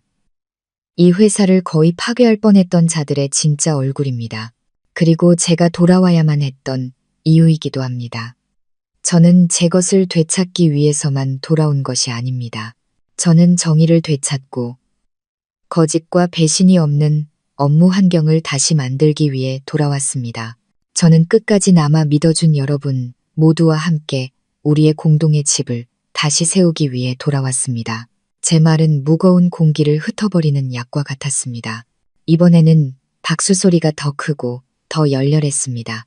그것은 환영을 넘어선 공감과 존중, 그리고 다시 타오르는 믿음의 표현이었습니다. 그날의 기자회견은 어두운 과거에 마침표를 찍고 미나홈의 새로운 새벽을 열어주었습니다. 하지만 저는 그것이 또 다른 연극, 즉 후회와 대가의 연극이 다른 곳에서 기다리고 있다는 신호탄임을 알았습니다. 제 기자회견은 언론에 큰 충격을 주었습니다. 창고에서의 끔찍했던 밤을 담은 영상은 민감한 부분이 모자이크 처리되었음에도 불구하고 준혁과 수진의 잔혹함을 보여주는 부인할 수 없는 증거가 되었습니다. 이전까지 반신반의하던 여론은 완전히 제 편으로 돌아섰습니다. 분노의 물결이 거세게 일었고 법이 가해자들을 엄중히 처벌해야 한다는 요구가 빗발쳤습니다. 준혁과 수진의 사건은 사회적 관심의 중심이 되었습니다. 한편 다른 곳에서는 준혁 가족의 막장 드라마가 펼쳐지고 있었습니다. 준혁이 체포되고 수진이 수배되자 그의 부모님도 연루를 피할 수 없었습니다. 그들은 범죄 은닉 및 공모 혐의로 조사를 받기 위해 소환되었습니다. 그들이 회사 탈취 음모에 직접 가담했다는 직접적인 증거는 없었지만 과거 낡은 아파트에서 가졌던 비밀 가족회의에서의 발언제가 나중에 수사기관에 제공하는 그들의 부정한 의도를 증명하기에 충분했습니다. 그들이 살던 집, 원래 제 돈으로 산 그 집도 나중에 제가 받을 손해배상 집행을 위해 가압류되었습니다. 고급 아파트에서 호의호식하던 그들은 낡고 허름한 옛 아파트로 돌아가 이웃들의 손가락질과 경멸 속에서 살아야 했습니다. 그들은 아들, 돈, 명예까지 모든 것을 잃었습니다. 김 회장님의 예측대로 막다른 길에 몰리자 인간은 상상도 못할 짓을 저질렀습니다. 어느 날 오후 제가 사무실에서 일하고 있을 때 비서가 준혁의 어머니가 만나고 싶어 한다고 전했습니다. 잠시 망설였지만 저는 만나기로 했습니다. 이 지경에 이르러서 또 무슨 꿍꿍이가 있는지 보고 싶었습니다. 준혁의 어머니는 예전에 거만하고 화려한 모습이 아니었습니다. 낡은 옷을 입고 얼굴은 초췌했으며 머리카락은 희끗희끗해져 있었습니다. 10년은 좋게 늙어 보였습니다. 저를 보자마자 그녀는 무릎을 꿇고 통곡하기 시작했습니다. 미나야, 아가, 내가 빌게. 제발 우리 준혁이 좀 용서해 주렴. 걔가 어리석어서 그 못된 년한테 속아서 그런 거야. 본성은 착한 애야. 너를 얼마나 사랑했는데. 제발 불쌍히 여겨서 탄원서라도 하나 써주렴. 우리 집 외아들인데 걔가 감옥 가면 우리 식구는 어떻게 살라고. 그녀는 울면서 제게 기어와 다리를 붙잡으려 했습니다. 저는 한 걸음 물러서며 차가운 눈빛으로 말했습니다. 일어나세요. 여긴 회사지 연극하는 곳이 아닙니다. 저의 냉담함에 그녀는 흠칫했습니다. 그녀는 저를 올려다보았습니다. 눈은 붉게 충혈되어 애원으로 가득 차 있었습니다. 미나야, 내가 우리 식구가 다 잘못했다. 내가 자식 교육을 잘못 시켰어. 하지만 제발 우리 아들에게 다시 시작할 기회를 한 번만 주렴. 내가 이렇게 빌게. 기회요. 저는 씁쓸하게 비웃었습니다. 아드님이 내연녀와 함께 저를 모욕할 때 그들은 제게 기회를 줬나요? 아버님 어머님이 제 재산을 빼앗고 저를 길거리로 내쫓을 계획을 짤 때 제게 기회를 주셨나요? 어머님, 모든 것은 법이 해결할 문제입니다. 바람을 심었으니 태풍을 거두는 법이죠. 그게 아드님이 치러야 할 대가입니다. 제가 단호하자 준혁의 어머니는 설득이 불가능하다는 것을 깨닫고 전략을 바꿨습니다.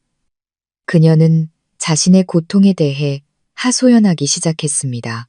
준혁의 아버지가 충격으로 쓰러져 몸져 누웠고 돈 한 푼 없이 빈곤과 질병 속에서 살고 있다고 말했습니다. 동정심으로 제 마음을 약하게 만들려 했지만 제 마음은 이미 굳어 있었습니다. 그것은 어머님 댁이 자초한 결과입니다. 저는 감정 없는 목소리로 말했습니다. 그날 그렇게 탐욕스럽고 잔인하지 않았다면 오늘 같은 날은 없었을 겁니다. 이야기는 여기서 끝입니다. 이제 돌아가세요. 저는 더 이상 한마디도 듣고 싶지 않아 몸을 돌렸습니다. 잠깐. 준혁의 어머니가 소리쳤습니다. 그녀의 목소리는 갑자기 악독해졌습니다. 네가 이긴 것 같아. 네가 편안하게 살 수 있을 것 같아. 똑똑히 들어. 넌 절대 행복해질 수 없을 거야.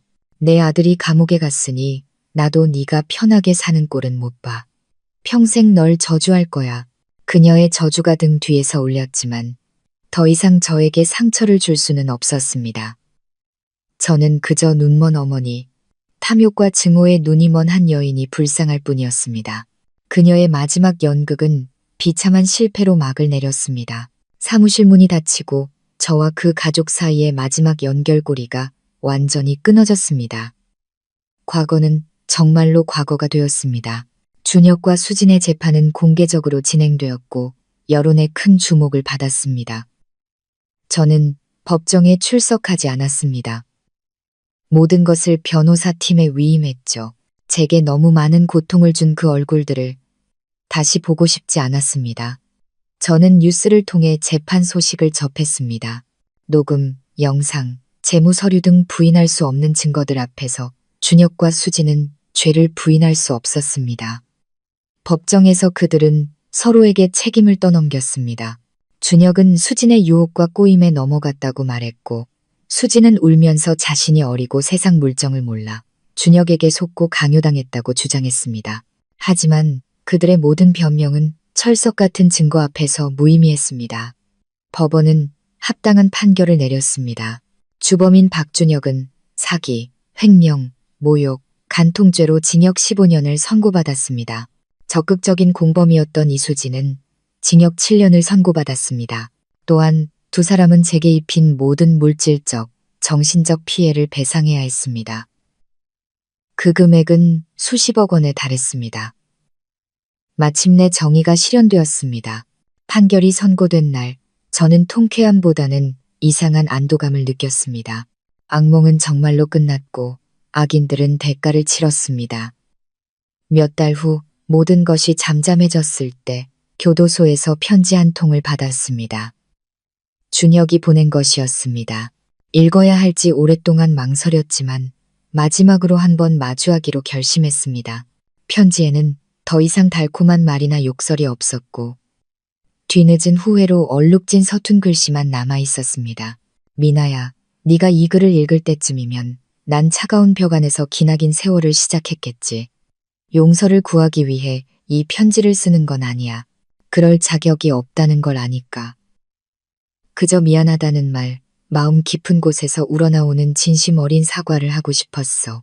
너무 늦었다는 걸 알지만 내가 틀렸어. 처음부터 틀렸지. 탐욕과 질투가 날 악마로 만들었어. 난 진심으로 날 사랑해준 유일한 여자를 내 손으로 파괴했고 우리가 가질 수 있었던 행복을 내 손으로 묻어버렸어. 이곳에 있으면서 많은 생각을 했어.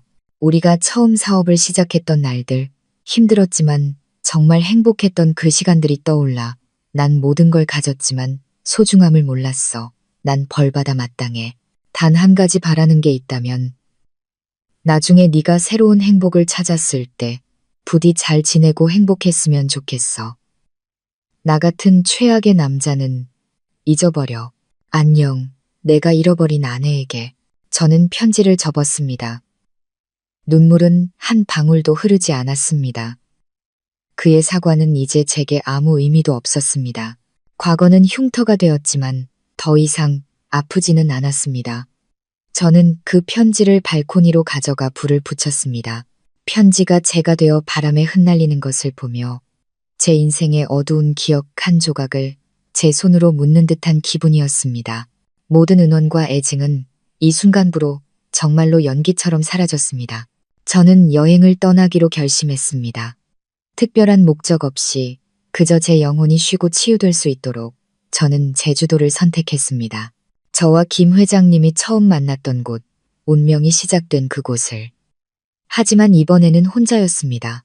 가을의 제주도는 공기가 서늘했고 구불구불한 언덕길이 소나무 숲 사이로 이어졌습니다. 저는 도시의 소음에서 벗어난 한적한 언덕 위에 있는 작고 예쁜 고택을 빌렸습니다. 매일 아침 새소리에 잠을 깨고 수국이 핀 정원을 산책하고 벽난로 옆에서 책을 읽으며 따뜻한 커피를 마셨습니다. 더 이상 일도, 지나간 일도 생각하지 않았습니다. 느리게 사는 법, 제 자신의 목소리에 귀 기울이는 법을 배웠습니다. 행복은 때로 자연과 하나 되어 누구에게도 얽매이지 않고 나 자신으로 사는 것만으로도 충분하다는 것을 깨달았습니다. 어느 날 오후 언덕 꼭대기에서 노을을 바라보고 있을 때 김 회장님께 전화가 왔습니다. 아가, 어디야? 좀 어때? 괜찮아졌니? 그분의 목소리는 여전히 따뜻하고 다정했습니다. 네, 괜찮아요. 제주도인데 공기가 정말 좋아요. 잘 됐구나. 푹 쉬어. 회사 일은 나랑 다른 사람들이 알아서 할 테니 너에겐 너만의 시간이 필요해. 우리는 한참 동안 이야기를 나눴습니다. 그분은 회사 상황과 새로운 프로젝트에 대해 이야기해 주셨고 저는 길에서 본 노란 유채꽃에 대해 이야기했습니다. 대수롭지 않은 대화였지만 마음이 따뜻해졌습니다. 제가 어디에 있든 항상 저를 지켜보고 걱정해주는 분이 있다는 것을 알았습니다. 전화를 끊기 전 김 회장님이 갑자기 말씀하셨습니다. 아, 민준이도 지금 제주도에 있단다. 약천사에서 단기 템플 스테이를 하고 있어. 시간 되면 한번 들러보렴. 혹시 아니, 인연이 닿을지. 민준, 김 회장님의 아들. 저는 저도 모르게 미소 지었습니다. 이것 또한 운명의 장난일지도 모른다고 생각했습니다. 김 회장님의 말씀을 듣고 주말 아침 저는 약천사를 찾아가기로 했습니다. 그곳은 높은 언덕 위에 위치해 끝없이 펼쳐진 푸른 소나무 숲에 둘러싸여 있었습니다. 고요하고 장엄한 공간은 시끄러운 속세와 완전히 분리되어 있었죠. 저는 민준을 바로 찾아가지 않았습니다. 저 자신을 위한 진정한 고요의 시간을 갖고 싶었습니다. 하이힐을 벗고 시원한 돌바닥을 맨발로 걸으며 사찰 경내를 조용히 거닐었습니다. 웅장하게 울려 퍼지는 종소리는 마치 제 영혼의 먼지와 근심을 씻어내는 듯 했습니다. 바람에 실려오는 은은한 향 냄새와 쌉쌀한 소리향이 어우러져 마음을 편안하게 하는 맑은 향기를 만들어냈습니다. 저는 대웅전 앞에 서서 옅은 안개 뒤로 보이는 지붕의 곡선을 바라보며 조용히 합장했습니다. 아무것도 빌지 않고 그저 살게 해주셔서 폭풍을 이겨낼 힘을 주셔서 감사하다고 속으로 되뇌었습니다. 종로로 이어지는 작은 길을 따라 걸었습니다.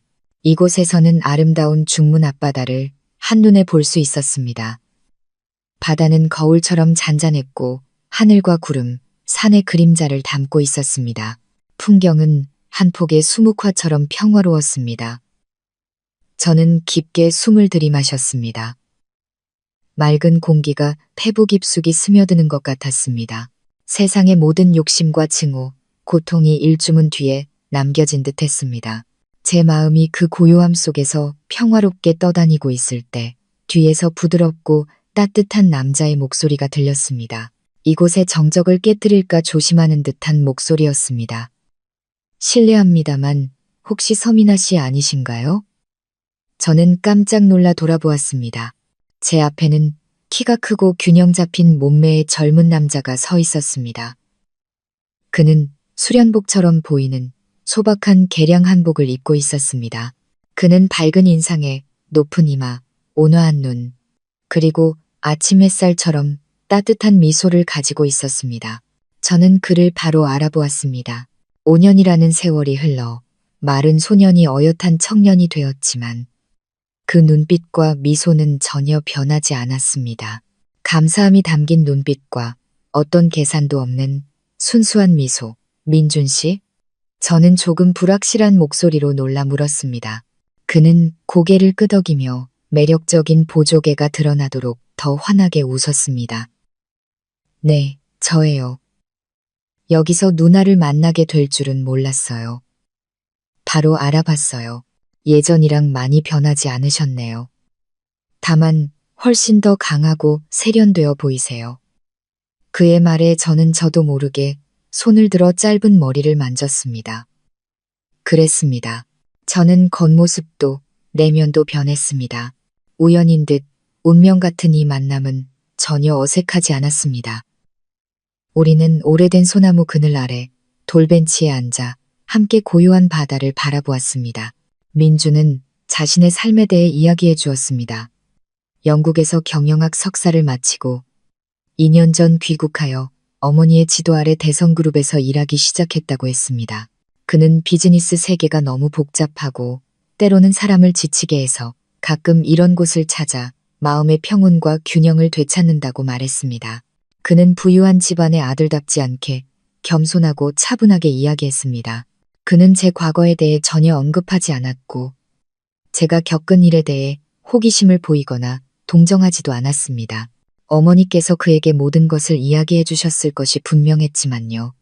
그는 저를 오랜만에 만난 누나이자 친구처럼 자연스럽고 진심으로 대했습니다.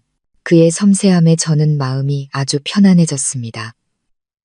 오랜만에 경계심 없이 한 남자와 대화할 수 있었습니다.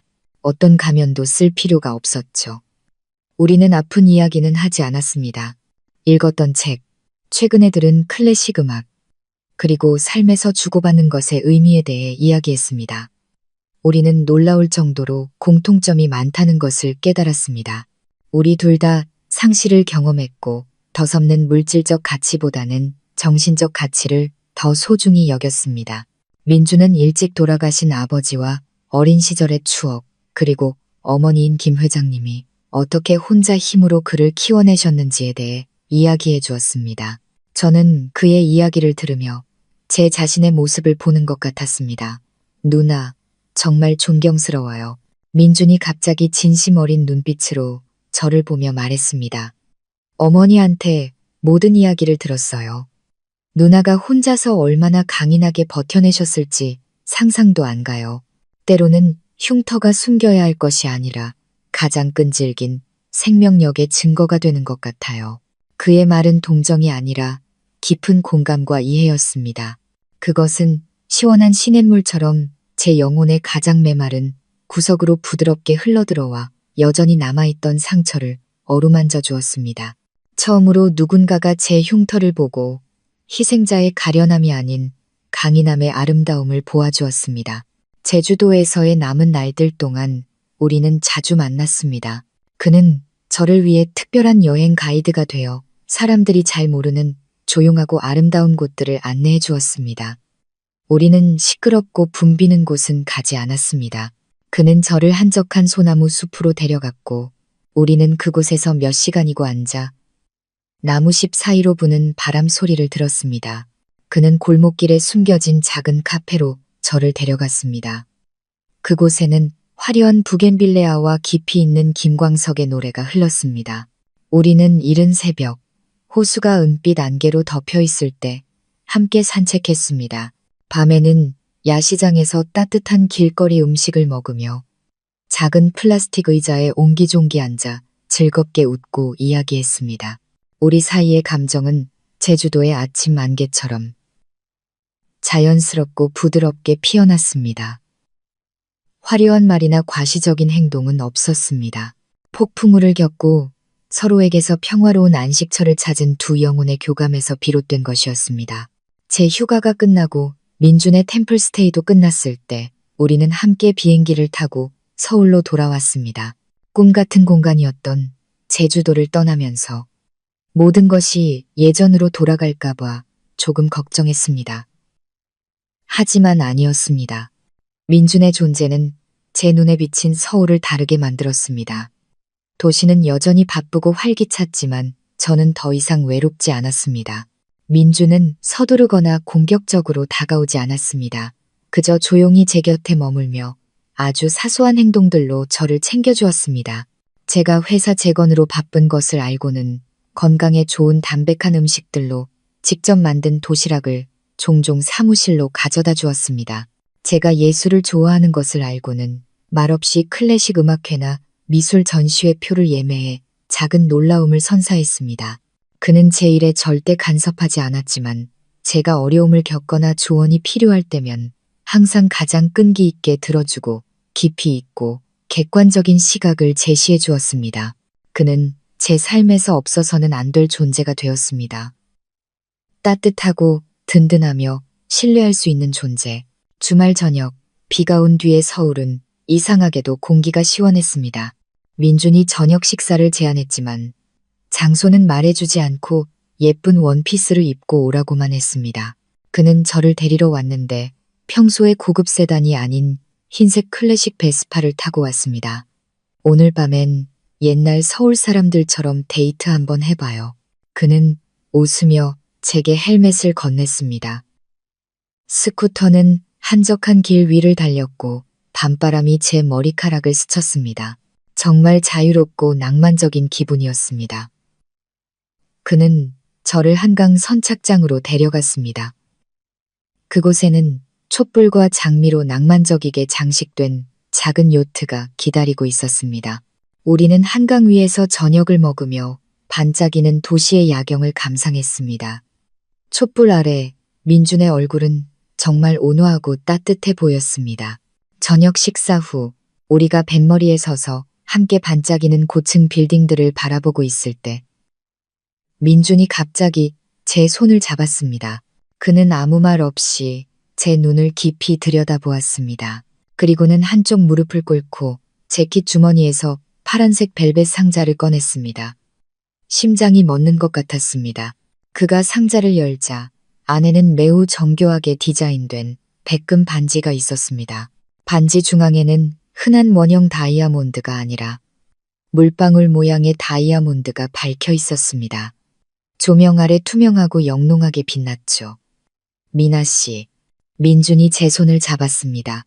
그의 목소리는 진심이 가득하고 무척 따뜻했습니다.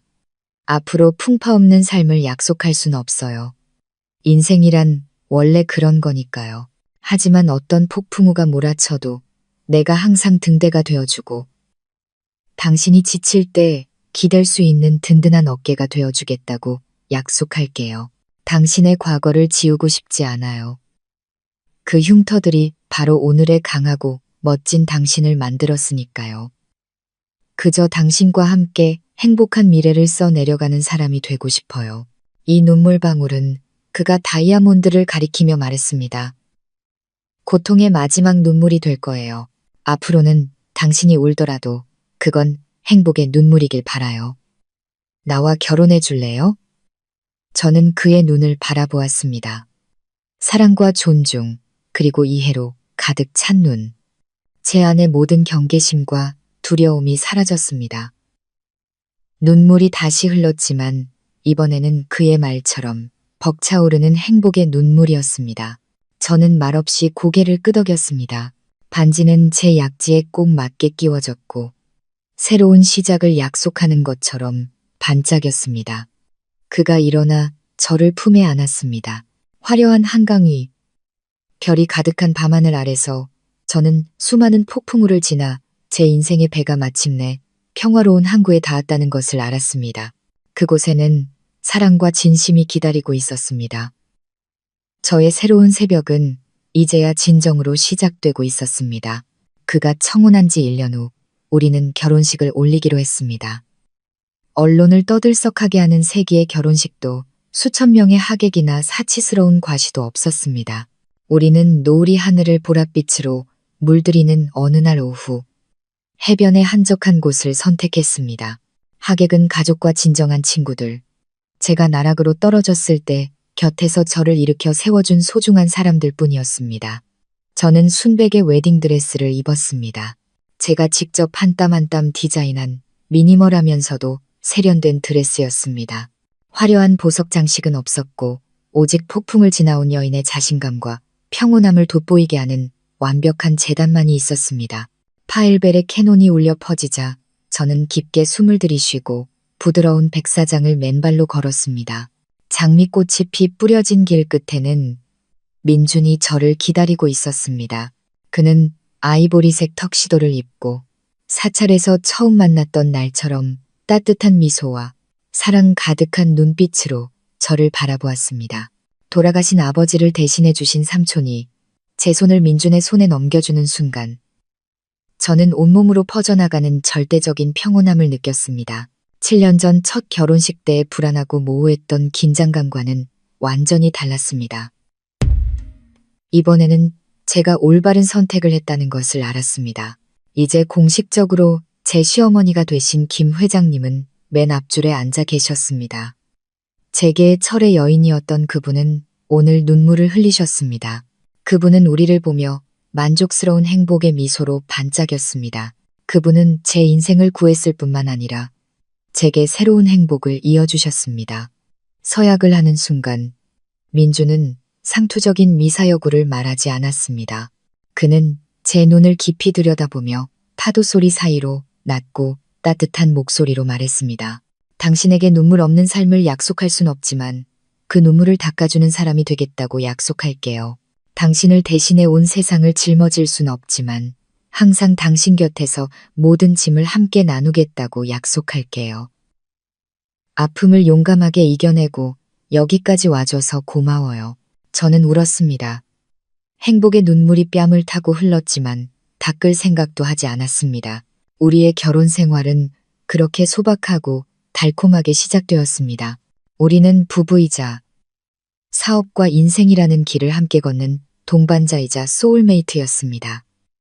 민주는 현대적이고 깊이 있는 남자였습니다. 그는 아내의 성공의 위협을 느끼지 않았습니다. 오히려 피닉스 라이즈가 새로운 이정표를 세울 때마다 가장 먼저 축하해 주었고, 제가 비즈니스의 압박감에 지칠 때마다 가장 먼저 두 팔을 벌려 안아주었습니다. 제가 회사 위기를 해결하기 위해 밤을 새워야 할 때도 민주는 불평 한마디 하지 않았습니다. 그는 조용히 허브차를 타주고 옆에서 책을 읽으며 가끔 제 어깨를 주물러 주었습니다. 그의 조용한 존재감은 제가 사업이라는 배를 굳건히 이끌어 나갈 수 있는 거대한 힘이 되었습니다. 우리는 함께 두 개의 대기업을 경영하며 서로를 지원했습니다. 피닉스 라이즈와 대성그룹은 때려야 뗄 수 없는 전략적 파트너가 되어 강력한 경제 세력을 형성했습니다.